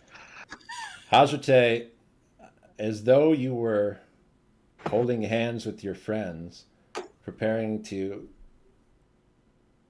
start your ritual that you would do sometimes at night in order to gain access to spells that you shouldn't know. You can feel the skull on your belt, the hobgoblin skull, start to rattle. And it tumbles off, rolls on the ground a little bit to behind that book, and then it lifts up, floats in the air in front of you. And it's lit from underneath by the white flame coming off of that book. And as the skull comes up, the book comes up with it. And the skull rises up to about 8 feet in the air in front of you. The book just halfway down from that, like 4 feet off of what you can't even tell is the ground anymore. And then both of them slowly start to shift closer towards you. And you can't hear anything but the sound of hooves echoing in the dark. And they kind of make like a, not like a horse's hooves, but like a deer or a goat. Just sort of. As it slowly moves towards you. And then the skull, without moving, speaks to you. And it says, let me get this here. Write your name in this book, and all you want can be yours.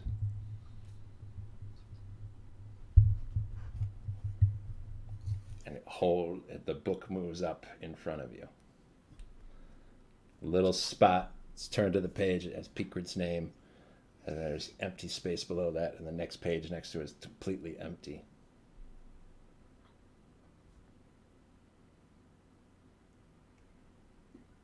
No.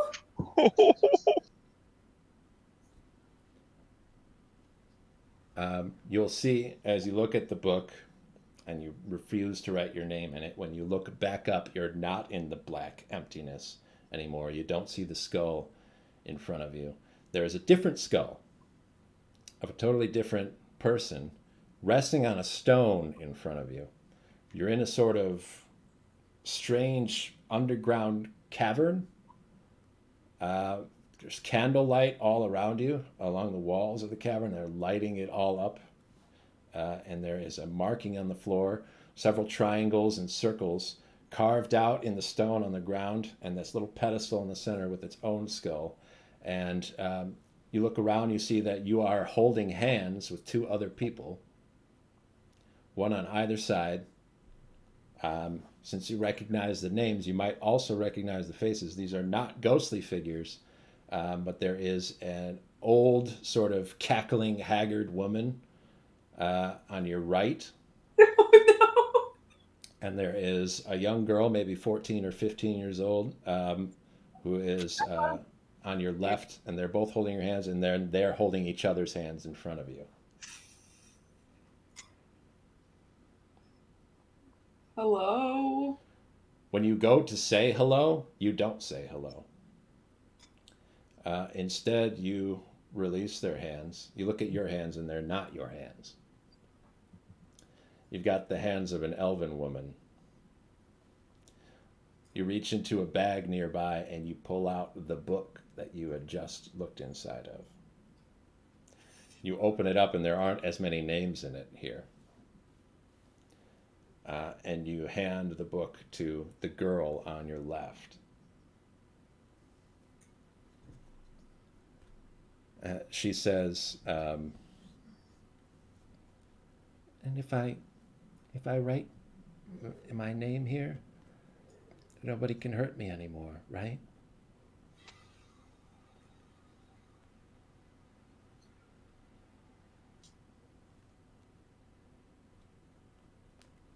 Right?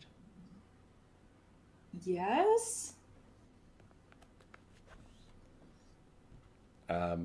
You'll say that, but you say it in Illyra's voice. Oh.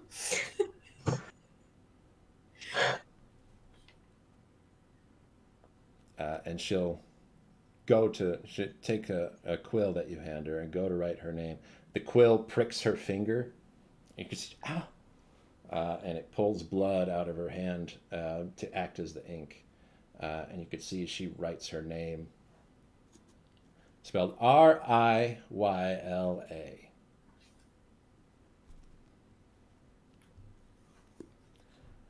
And after she's done writing, you take the book from her and you offer it to the old woman. She greedily snatches it from you. She says, "They'll finally get what's coming to them." And she bites her own hand to draw blood, and she just smears it on with her finger. Ariel. Ariyl.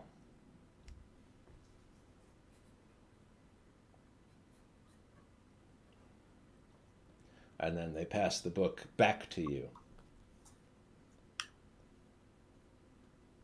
And the three of you start chanting a sort of ancient ritual, words that you don't know.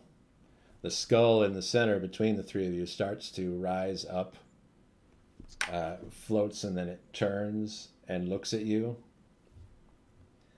And you look down at the book, you see the names that are written there. The letters sort of shake around. You see that Riyla and that Ariyl are in the same space. And as the letters shake and shift, they move around until they spell out Illyra. And then when you look up from the book, you're back in the blackness. with your own hobgoblin skull looking at you. And you're holding the book in your left hand, and you have a quill in your right hand.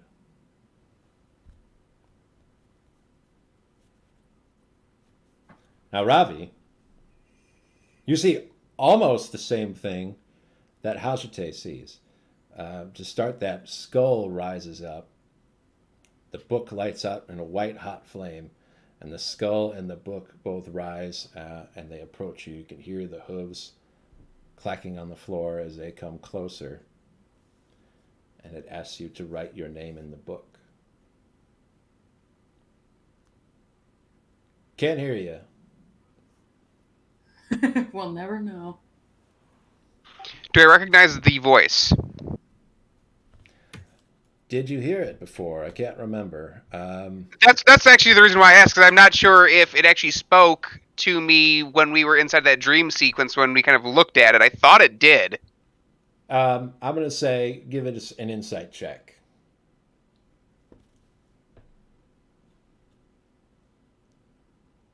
No. You're That's not a sure. 4. You're not sure if this is this. You have a sneaking suspicion at the start that this might be the same entity that you saw when you took that vial from Alira and entered into Hajite's dream, but you can't say for certain. This is a skull. It wasn't a skull before, and as a book, there was nothing about a book going on before. So this might be something totally different. Who are you? The voice will say, "I am your savior."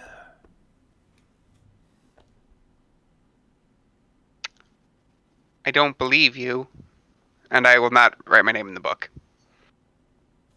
All right. The book will close in front of you, and instead of seeing a ritual that 3 women are conducting, you see Korenia. You are in sort of the center of the temple district. You're looking out, and in the very near distance, you can see the Temple of Freyr. It looks different than you've ever seen it before. It's larger. There are additions placed onto it. It's in better repair than you've ever seen it, and there are dozens of priests and clerics of Freyr milling about, taking care of people all around the temple. And you can see just in front of it, Father Gregor is there, and he's shaking hands with your father, who you haven't seen since you were a kid. You'll see that as they're shaking their hands there, your dad will look over at you, and he'll wave his hand and say, "Trevally, come over here." I will at first look around, like I'm not myself, and then I'll kind of look down at my own feet to see if I'm of the same age or if I'm like a kid in this vision, or... You at your current age. You are not wearing full plate Corenian armor. You've got a sort of simplified version of what you would have kind of started seeing you'd be wearing as a kid. These sort of like noble clothes. Your hair isn't dyed; it's its natural color. You're clean shaven. Everything about you is what Trevally DeMonte might have become. I will walk forward. All right. Your father will say, "Thank you for introducing me to Father Gregor here. It seems that the money that we've given him has been an enormous help. We just wanted to thank you for helping us make this happen." Of course, Father. It is 2 of my great loves. Father Gregor will turn to you and he'll say, "Trevally, this donation has changed so much about how the temple is viewed in the city and about how the nobles are viewed by the people here. I must admit they had some disdain for some of the people higher up before, but this kind of generosity won't be forgotten." You're very welcome, Father. And then I will like instinctively go to reach for my pendant. Okay. The pendant for Freyr is not where you've left it. And then I'll kind of like look around and just shake my head. Uh, no, I'm glad to see that you're putting it to good use. We couldn't have done any of this without you, Travali. It's changed our lives. These people. Some of these people wouldn't be here right now without this kindness.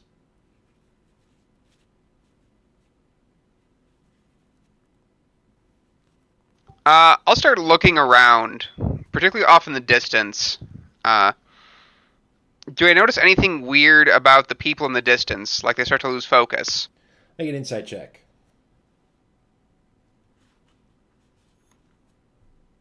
Much better, 17. They don't lose focus any more than just being distant from your eyesight. As they get far away, it's harder to see them just as normally it would be. The thing that sort of strikes you is that everyone is doing well. Everything is going well for everyone. You can see no one even trips on a loose piece of cobblestone. There isn't any. Everything is clean and kempt and perfect. You could even see Jangle is working with the Temple of Freyr. He's not a big, dirty, nasty hippie person like normally he would be. He's very clean and kempt. And he's like leading a group of school children through a lesson. Everyone here is doing exceptionally well.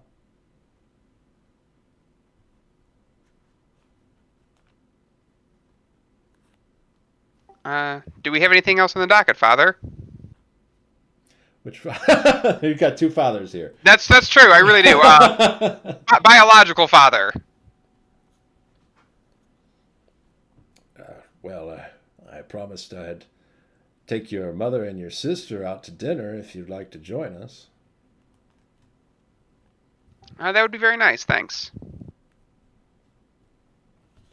And he'll reach out his hand and put around your shoulder as he leads you back over towards the upper district. And then you'll fade back to the skull in the dark and the book in front of you, turned open to the last page.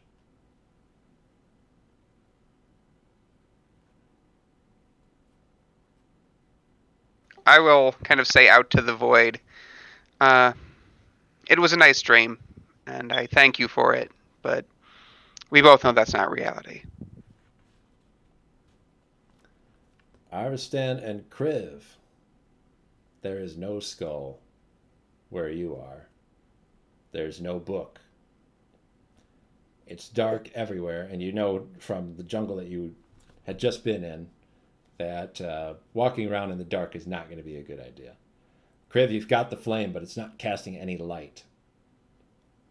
You basically kind of illuminate your own face and your arm and some of the features of the upper part of your body, and maybe just a flicker on Arvistan to kind of put a little light on his face so you can see that he's there with you. I'd like you both to make perception checks.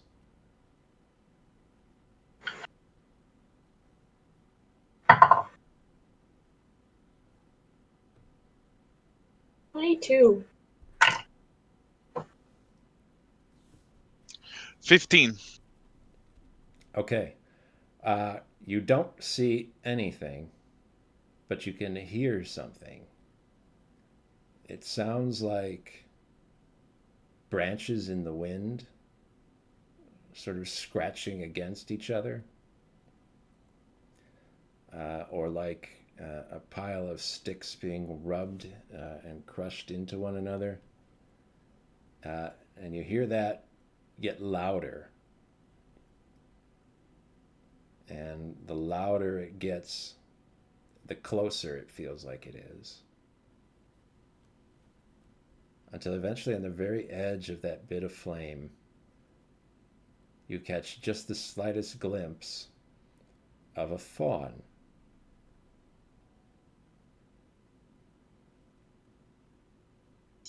Hello? Who's there? The fawn sort of turns up at you.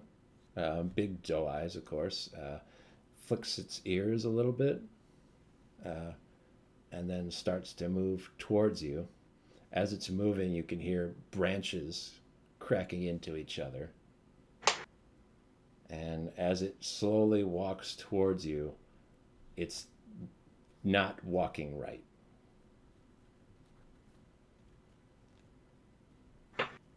Um, Criff, are you seeing the same thing as I'm seeing? If you're seeing uh, an abnormal deer, yes. Okay, I was just trying to figure out if I was going crazy or not. Um, I will personally grab my bow Sure. and lock it with an arrow and keep it down Yeah. and say like, um, don't come too close. We don't know you. We don't know what you are. So if you do something crazy and attack us, I'm gonna attack back. But are you okay? Who are you? So normally a deer, especially an infant deer like this, would flee as soon as it found somebody or noticed that there was a person nearby. This one doesn't. It continues to move closer towards you, and it doesn't sound like a deer. It sounds like snapping branches as it moves. And you can see one of its legs, one of its back legs, is backwards. And as it's walking, it's sort of taking steps forward with that leg, and then it just kind of quickly shifts, like phases, into a step closer to where you are. And its head is sort of tilted ever so slightly off to the side instead of straight up the way that it should be if it's looking in that direction. And its entire body is kind of shifted a little bit, so it kind of has like a sideways walk as it's coming at you. It does not slow its pace. It continues to walk towards you. I want to stick an arm out, not fully locking arm stand, but just like a smidge, just right in front, and I'm knowing it might not do anything. I want to cast Speak with Animals and say, "Hello, are you okay? You look hurt." Um, it freezes for a second when you start to do the speak with animals. Uh, and almost looks curious for a moment. And then as it looks up at you, it kind of like leans down and does like a weird army crawl to get closer. And you think it doesn't understand you.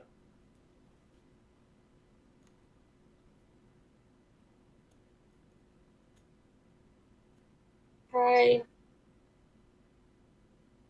Like pull my arm back in a little bit, the one I had like kind of put out blocking arm stand, and try to cautiously maybe like crouch and hold my hand out. I lock my arrow just in case it does something to Criff. So you hold a hand out to the fawn, crouch down to get on its level, right? You have your hand extended. It approaches your hand like a fawn would. It extends its head out, sniffs around. It sounds like rustling leaves almost as it's smelling you. And then it stands up all the way. And as it stands up, it gets taller than it was. Its legs get abnormally long. And it stretches its head down as its neck gets longer than it should be. And it goes to lick you on the face. Okay. Just gonna kind of like freeze. Criff, are you okay? Should I shoot it? It I hasn't can. done anything yet. Just. Okay. It licks you, Kriv, and it feels like a branch scraping on your skin. Bark and wood shaves into you, and it cracks the whole way as it's going. You can hear it splintering as it licks along your face. And then it picks up one cloven hoof and it reaches out to you, touches you on the shoulder, and then just sort of tightens its grip.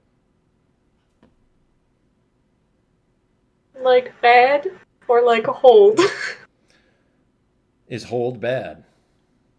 Well, is it hold or like harm? It's not comfortable. Yeah. Can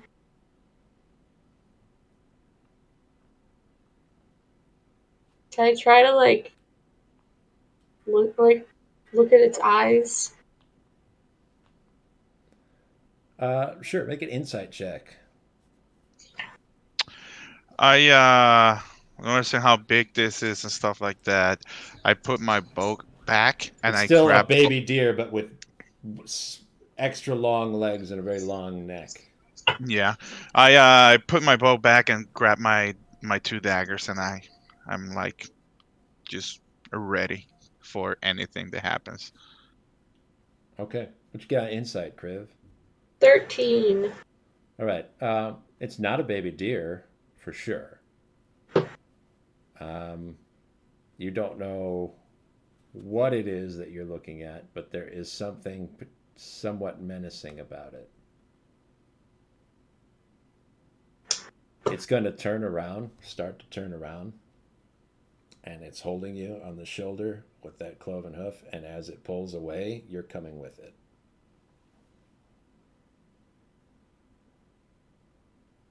I try to grab the ankle, wrist. I It's don't like know. it's like grabbing a big, thick branch. Yeah. Yeah, Can I try to try to push out of it or not letting go. And it hard? starts shuffling away. And Kriv, it's holding you so tightly that, and it's not like at your height, at a comfortable walking height, so it kind of pulls you down.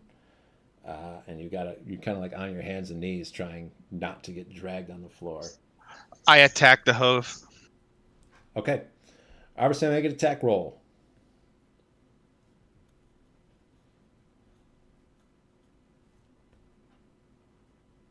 14 plus 6. That'll be unnatural 20. Okay, you stab in to the just above the hoof where it's grabbing onto Kriv, into this creature. It's like stabbing a tree. You get in just like the tiniest nick, but it doesn't slow it or stop it or anything. Criff, fast.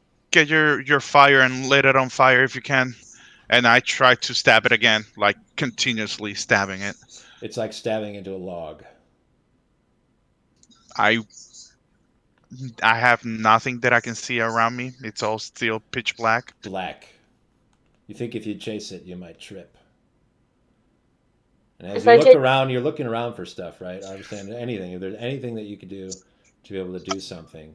Okay, I grab it by the hoof and I start trying to guide myself and climb onto it and try to cut the neck.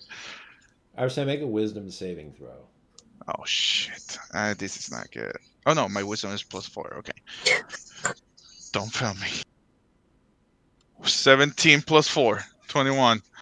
Okay, you go to climb up on the beast, and as you kind of look around in the area, you realize as you're going to climb it that there isn't any clear indication of what's up or down anymore. And as you see everything's just jet black all around you, you start to think, you get a little disoriented because you don't know which way gravity should be pulling you.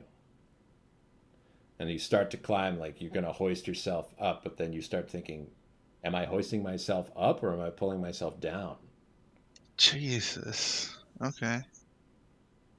But you can get up and sort of grab on to this creature. What are you going to try to do when you're up there? Attack it at what it looks like to be its neck. And just stab away. Try to do something. Stab, stab. As you continue to go, it turns,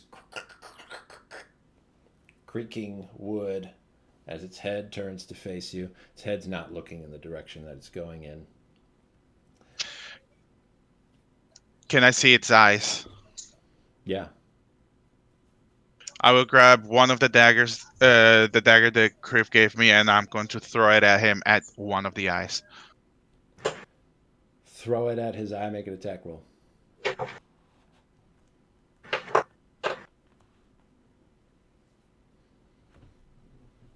Nope. Your dagger disappears. Now, Kriv, while Arvistan is trying to climb on this thing and stab it a lot, what are you attempting to do? Hold on, just Harvestan! Where are you? What are you doing? But I want to try. That's just like frantic yelling. And that I had the flame in because I can't see anything ever without it. Just try to like use that hand, try to grab the leg arm. With the flame still in it? Yeah. Okay, you'll reach out and grab that arm with the flame in your hand, and you'll see that flame spread and go all the way up this deer's leg. And it's enough light that it sort of lights the area around you, but you don't see the jungle around you. You just see hundreds of fawns. They're surrounding you on all sides. They're slowly creaking in as they come closer to you. Harvest.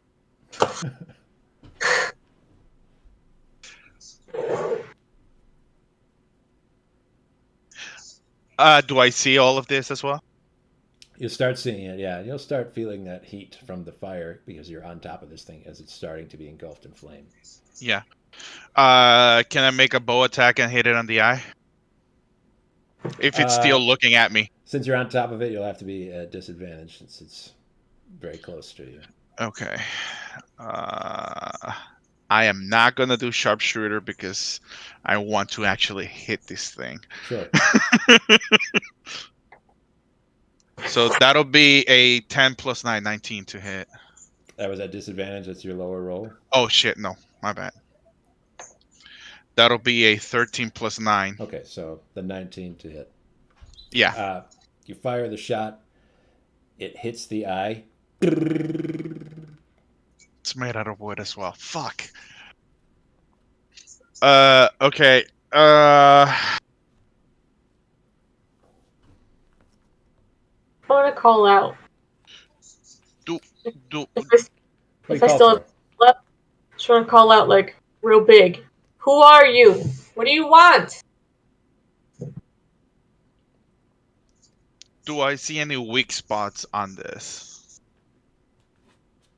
Like that is not the eye, bark, but bark, that didn't work. Bark like. You don't see bark at all. Nothing looks wooden.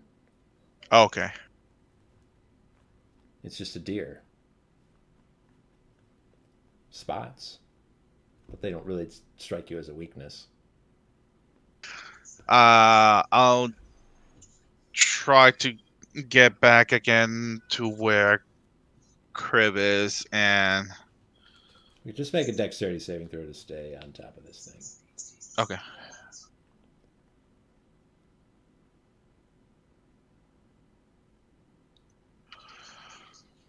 That'll be a. That's plus 7. That'll be 14.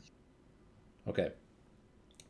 You try to clamber back to where Kriv is, but the physics of the creature that you're climbing on ignore you. and you slide off and fall off of it and keep falling. And you can see it and Kriv just disappearing up above you. And as it's burning there, you can see all those other fawns slowly encircling them, closing in on them.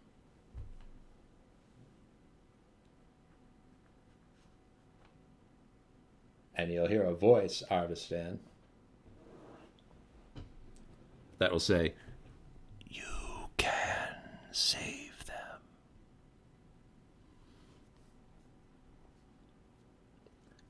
And you'll have a book in front of you with a little quill.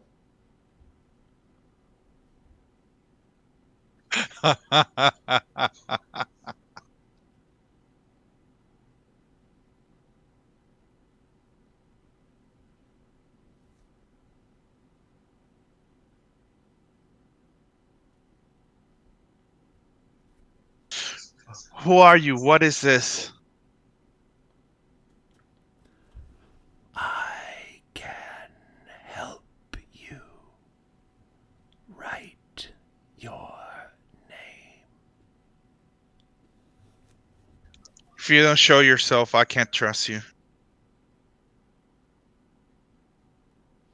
Nothing appears, just the book. I slapped the book away. Okay, Kriv. The fire does not cause the fawn to release you.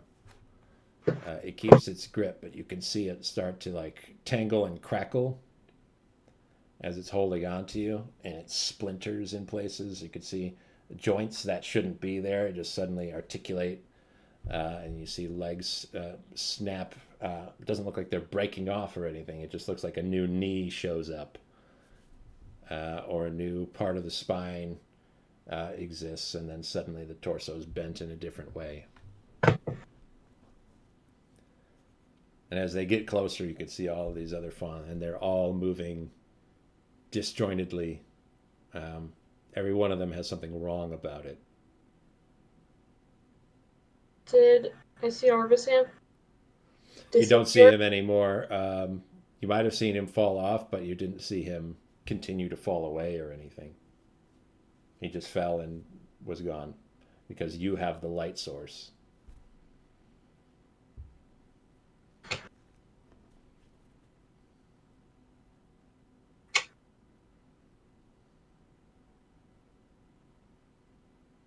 I'm gonna try calling out just one more Sure. time. Because that's what I do, is I talk to things that don't talk back to me. Yeah, let's call out. Just once more, just big emphasis with more energy than I have as a person in real life right now. Just go, who are you? It's like, wait a second. And hope I don't just like die. The burning fawn twists and cracks.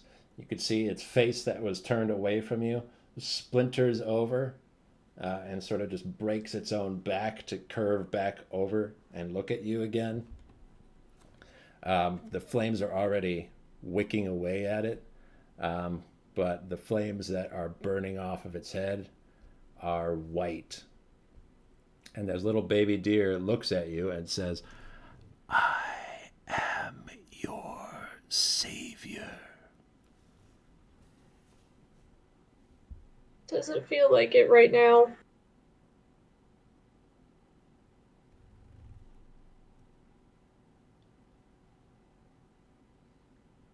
I'm good. I know I'm rough, but I'm fine.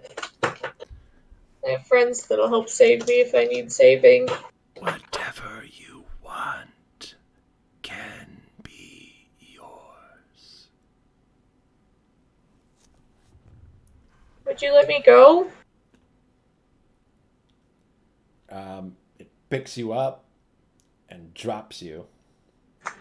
You don't get hurt or anything, but you do fall what feels like you can't understand how far. And as you land on your hands and knees, there's a book laid open in front of you with names in it.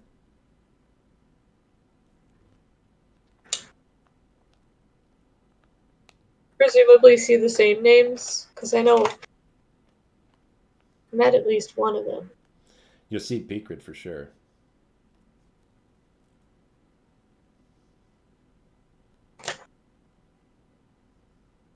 What is this?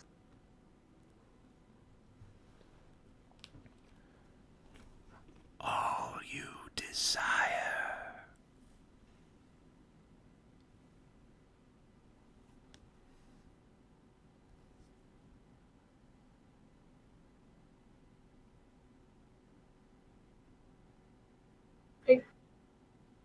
No, I'm not. Why would I sign this? I'm not doing it. Where are we? Where's Arvistan? And the book will close. And the fire is gone. That massive fawn.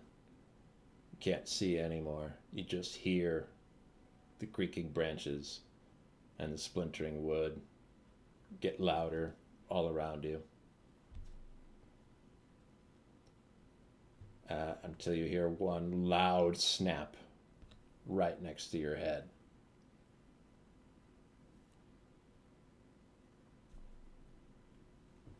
Kriv, are you all right? What? Huh? What? What did... Maybe... What just happened? Where You is it? hurt? I don't see anything. What just happened? I think you Where were fell. What? Come, let me help you up. What were those things? There's nothing, Kriv. Stand. Use my mane. Yeah, I'm gonna do that. He is my new best friend. Yes. Um, sorry. No, Giddy, what were those? Where's Arvistan? Is he okay? Is he here with you? We really only need one person to get firewood. Wait. He had the firewood. We went together. Arstan's just laying nearby. Just rushed over. Is he okay? Yeah, Arvstan, you're fine. Am I like knocked out or? Nope. I'm like looking around, like, Criff, what was that? I don't know. What?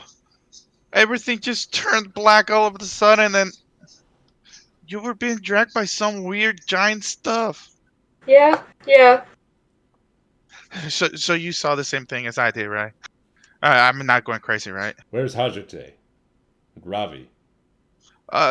They went upstairs to the thing that you told them They to went go to to. the house, the building. Yeah. Arvstan, take Kriv. I'm going to check on the others. Should we Okay. go with you? If you feel up to it. I'm going to move quickly. Yeah. And he'll pass Kriv, just sort of lean onto Arvstan for a second. Oh yeah. And then he'll run. And he does a big, massive leap to get up to the cabin. He looks around. Ravi and Hajate are just sort of sitting there. And they kind of come to their senses.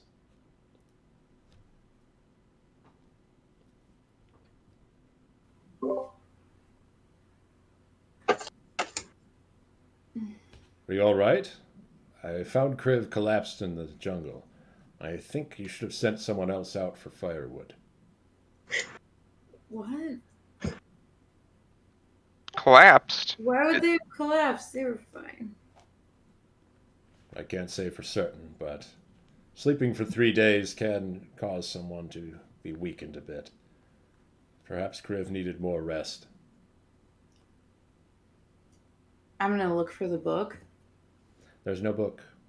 Oh shit. There's no collapsed door. There's no padlock. There are no chains. None of that is there. Ravi, Yeah? are you seeing what I'm seeing? I think if you specifically not seeing what you're not seeing, then yes. Yeah. What happened after the white light with you? Like, I was in a weird dream kind of thing? Hmm. Yep. Me too. I don't know if you saw the same one, but if you did, I think you'd be angrier. No, mine was, of the life Travali could have had. Oh. What was yours? I saw a Lyra. It wasn't good. I mean, it was a book of names that you certainly recognized, and I recognized one of them. Um, Two of them were ghosts I met once. I'm assuming ones that lives were snuffed out by Alira? No, I can't guarantee the other one, but one of them. Well, then, if you can guarantee one, and I can almost guarantee one, being Peakrid, that's two, and it for sure was a voice I'm somewhat certain I've heard before. It's hard to tell, but I'm pretty sure I've heard that voice before. You really think Peakrid's dead? I think Peakrid is dead, yes. What's going on here? Oh, I'm so Whatever sorry. we're talking about right now, if this is some sort of elaborate prank, I love it.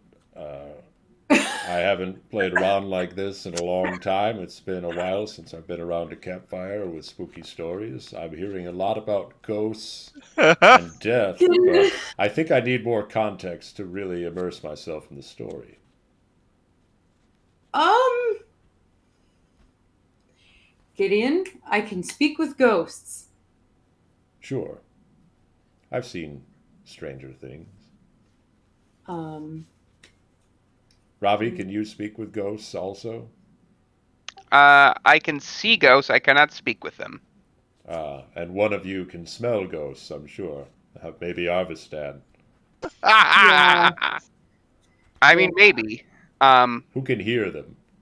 Kriv? Well, I can hear them too. Ah, I see. Okay, so speak and hear in one. Perfect. I will bring out my cipher, and so I use this, and it allows me to see into the ethereal plane. Oh, that's interesting. Gideon, we walked in here and found a room that's not here anymore. Looks the same as every time I've seen it. There was like almost like a closet that we got into. What It was was inside? padlocked.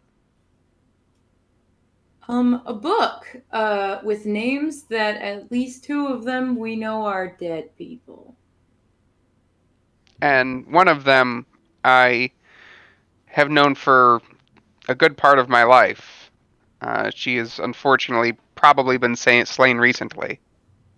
I know I said two people, but I actually meant closer to five. I've read many books with lots of names of dead people in them. That's not necessarily that surprising. The book caught fire while we were holding it. Ah, I see. Is that why it's no longer present? It burned out. Honestly, I don't know. I apparently, we both apparently went to like a hallucinatory. Arvistad and Kriv, come up here. Azute's telling another spooky story. Keep going. Um, we went into darkness. A book asked me to sign it, and then I saw a ritual full of power and people blindly signing their names and hoping that things will go their way, but I get the vibe that they're not, and they just died there. I barge in, climb down, and barge in. I'm like, guys, you won't believe what happened. The whole place just went dark. And Criff was being taken by some weird animal, and then a book and a pen appeared, and Oh, whoa, crazy! what the fuck what the fuck's happened? Are you guys okay? You guys what? I don't know anything about a book. Uh, That's crazy. Arvistan, I'm going to ask you a very serious question right now. You didn't sign the book, right? No, because I told the guy or whoever was talking to me to show up and appear so I could trust him because he said that all my dreams will come through, blah blah blah. And I told him to show up and he didn't, so I just smacked the book to a side. Griff, you didn't sign the book, right? No. Why would I sign a book with names of people I know your girlfriend's killed in it? I knew at least three. Oh, I didn't know you read the book. A new wrinkle in the tail, girlfriend. When would I not concentrate? What is this? Was this her? Hey, so you remember when we met that ghost that was a little kid? Yeah, the one who said Alira killed her? Her name is just like an anagram for Alira. That doesn't answer my question, Hajite. Yeah, I didn't really get it either, but Ariel too. I don't know. Okay, I saw a ritual. I saw,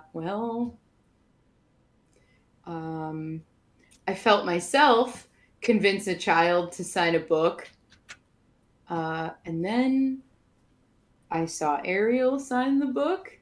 And then I noticed that everyone's name spelled Alira anyway. And that was really disturbing.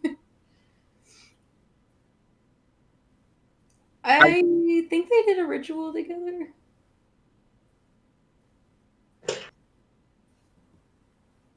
Did you guys get hurt? No.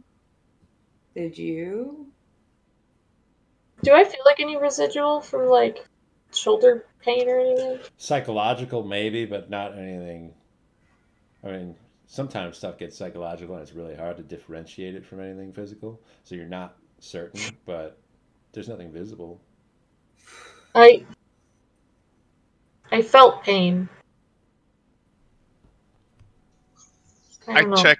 I check myself and I'm like, that dagger there I threw, do I still have it or it's You gone? never even took it out. Okay. Kriv, Picrid was in the book? Yep. That's not good. Picrid. I think I know that name. That's the one I was telling you about, the one that I've known for quite a while. She was a council member in Karenia. Right, a major government leader. Yeah.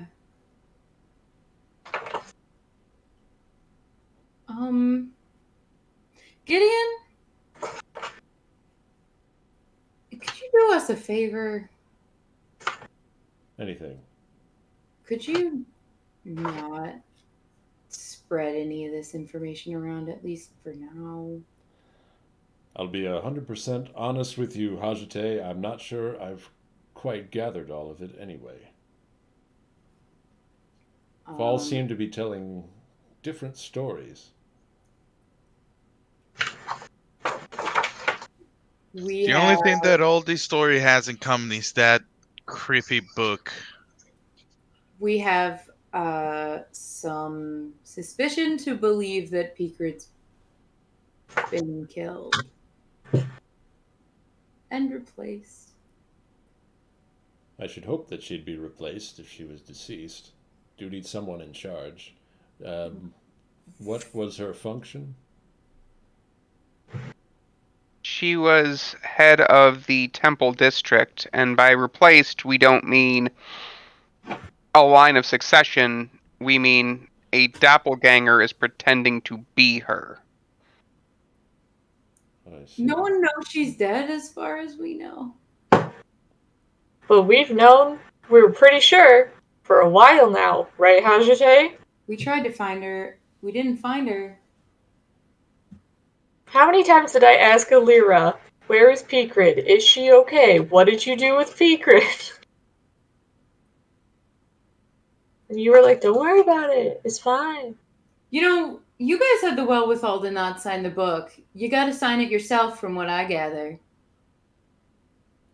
I mean, that would match up with Peekrid's character. She was easily frightened, and if the book showed her a vision of something terrifying, I can see where she would have signed the book.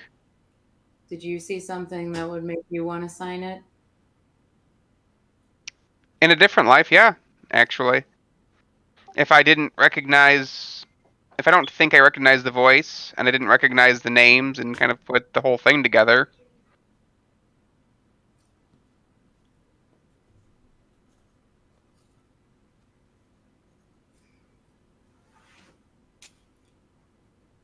Well, I don't really know what any of this means. Well, going off of what you said, the patron, or Alira herself, just tried to get us to sign our souls over to it. You think that was the patron? I mean, the voice wasn't Alira's, so it would kind of make sense. And like I said, it vaguely reminded me of the voice that I heard when we went into the dream together.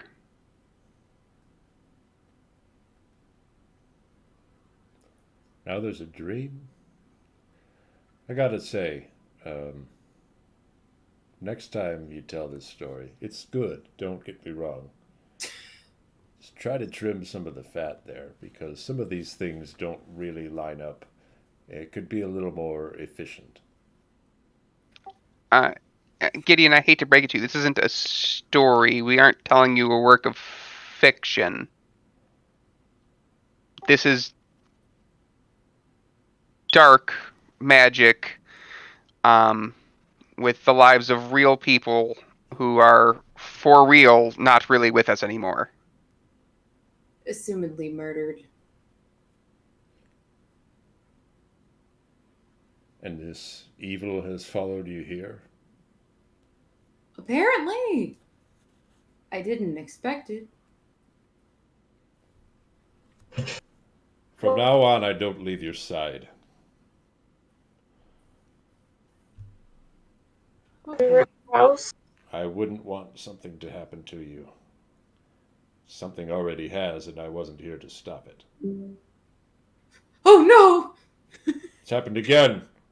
It has taken Crave! Griff, no! Crave, don't leave us! I just called Crab. Wait, they've come back. Oh, crazy. That was fast. Oh, It rebooted itself. I don't know. I just sat here. I don't know why that. I've Anyway. sworn to be your guide and protector. I won't leave you again. With all due respect, Gideon, whatever we need to do as a group to get to the other side is what we need to do. We're more than capable of defending ourselves. We've done it for a long time now. I know we seem super weak, but I mean, we had fought by earlier that day. I make my apologies. I did not mean to imply that you are incapable. I simply think that I could help. No, what he's saying is you're under no obligation to be helping us with extremely dangerous things that we're kind of used to dealing with. I'm no stranger to danger myself.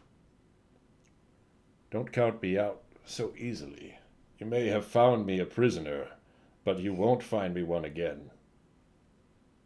It is by no means your strength that, at least I doubt. Just everything we dealt with has been so weird. Like, we have found the undead roaming the countryside. The bugs created something called the Judge in Tarsaria. We have found spirits roaming the land. We have entered a mystical forest that was brought by plague. We have seen people displaced by this group called the Internum, which is who we're right now on the way to go to war with. And we don't really have a whole lot of answers to why any of it's occurring. It's not a matter of strength. It's that we are so in the dark about everything that I worry we could fall into some sort of trap, as well intentioned as we may be. We also found a large portion of those insects in the ocean. Your tale sounds grim. I must say, though, that I hope it turns now, because in addition to all of those horrors you've found, you have now found an ally. If you've never seen one before, I'll have to help you understand what it means. We appreciate for you, that. Gideon. If you We can appreciate come that, on all our Gideon. journeys with us. Did no one help you before? It was just us. We've had friends of circumstance, kind of. No, I can't say that.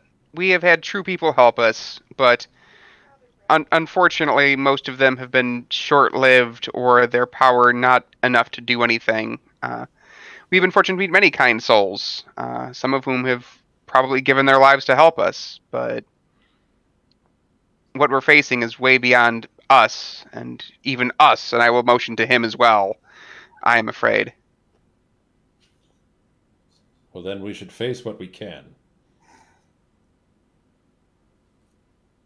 Well, I'm sure you have big things to do in Mochipa, but you're always welcome to travel with us should you feel like it's necessary. Well, I should think I don't see that anyone's actually gathered any firewood.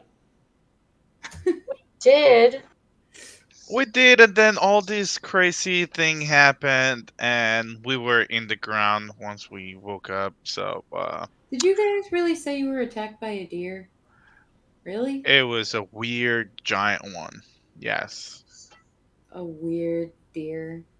something Um. extremely unnatural about those deer? All of them. Yep. Multiple weird deer. Yeah. And Okay. we were surrounded by hundreds of it.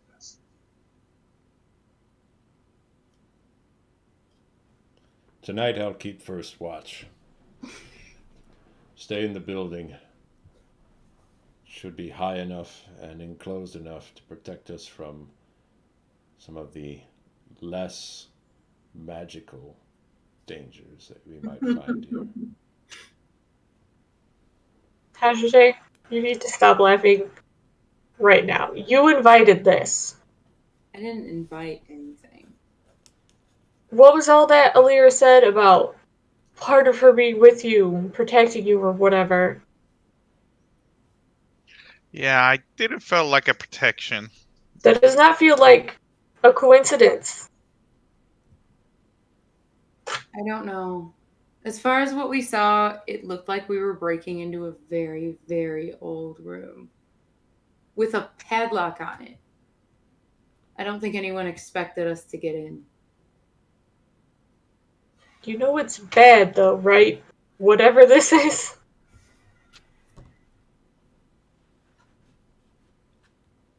I'm taking everything as it comes. Like everyone.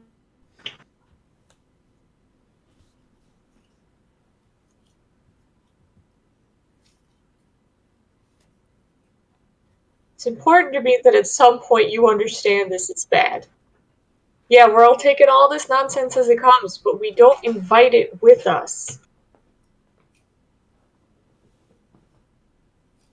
I'm immediately going to jump up and like almost freak out, and I'm going to send a message to back to back. First, I'll send it to Father Gregor, and then I'm going to send one to Kiara, saying if Peekard asks you to sign any books, don't do it. Okay. They don't Kiara probably just wouldn't respond to It's fine. that. Father Gregor's not sure exactly how to respond to that. He'll say, all right, Rafi, whatever you say, I will take special care. I do sign papers from the government now and again, but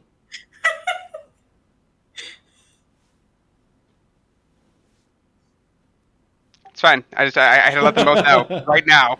It was really important. Hashite, I hope you get in contact with Alira and let her know that this happened, and if she is trying to do something about it, please tell her to stop. Would be really grateful about it. Arvisten, I don't know how to tell you this, but I'm pretty sure we weren't supposed to find that book. And I'd rather she not know. I mean, if she can do anything about it, I'd rather her know. And things like that would probably stop. But like I said, that's up to you. That's just my opinion. Actually, that's not entirely true. It's possible that the either she already knows because we've touched it, or the patron, not Alira, is the one who sent it. So Alira could be in the dark about it. Could she do anything about the Patreon? It would be like me trying to tell Freyr to not do something. Okay. I mean, maybe she could prep something to, if she really likes Ashute, to at least protect her from all this stuff. Yeah, because that went great last time. When she took your strength Yeah. to protect you. I'm not appreciating the hostility. I'm just gonna Me neither. go off and sit by myself, I guess. it's a very small cabin with one room. You can find a corner, Yeah.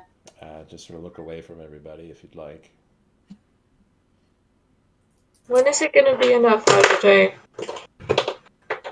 Hey, can you stop blaming me for the decisions and choices of other people? I'm blaming you for your choices. You can stand by them, but you need to take responsibility. And I'm going to walk away and go find Gideon and see if I can help. Gideon's on watch outside, and he would really rather prefer you rest, Kriv.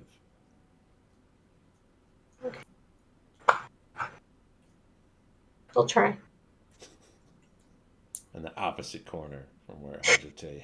I'm going to grumble about the bed again for a little bit. I'll just cuddle up with Luna and just pass out. Yeah, and obviously Shell and Ghost just stay outside. They don't really fit into that tiny little cabin. And yeah, Ghost is a horse and he's just around, so he never saw any visions or anything. Oh, that's too bad. You didn't tell us anyway. He's suffering massively in the jungle. Is not built for a draft horse. That poor horse. He's seen What? some shit. He's just I think that poor traumatized. horse has suffered more than any of us. He has seen the visions. He's just like wide pupiled, staring into nothing, like Just always. doesn't know how to express anything to anyone else. Are y'all ready to turn in for the night? Yeah. Okay. You'll all go to sleep as Gideon does first watch, and someone else will take over after him, but we won't concern ourselves with that right now. For a little post-credit scene, as the night falls and you all go to sleep, we'll take a look back at the town of Mazout. We'll see Fisher there picking up his bucket. And he's like slowly reeling in the line on that fishing rod. We'll kind of pan out just a little bit to show the beach nearby the town where there are two lobster bug corpses washed up. You can see that the tentacles from their mouths are already spilled out. They've sort of cracked open from where their mouths are. The sand is kind of disturbed near where they are. And as Fisher finalizes reeling in, there's a little squirming maggot on the end of his line. And he dumps it back in his bucket. And he picks up his bucket and he walks back into town. Oh, fuck. That's where we'll call it for this week.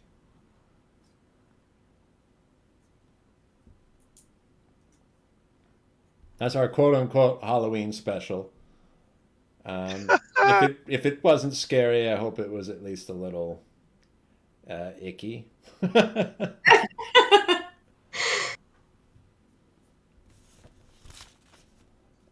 Yeah. Oh, so boy. we started our trip through Mochipa in earnest, so that's good. We're going to see some fun jungle stuff now. Next leg of our adventure. Is everybody okay to play next week? In November. Sure am. Next Yeah. is the 4th of November. Yeah. Sure. All right. Until then, everyone, goodbye and good night. Have a happy Halloween. Bye.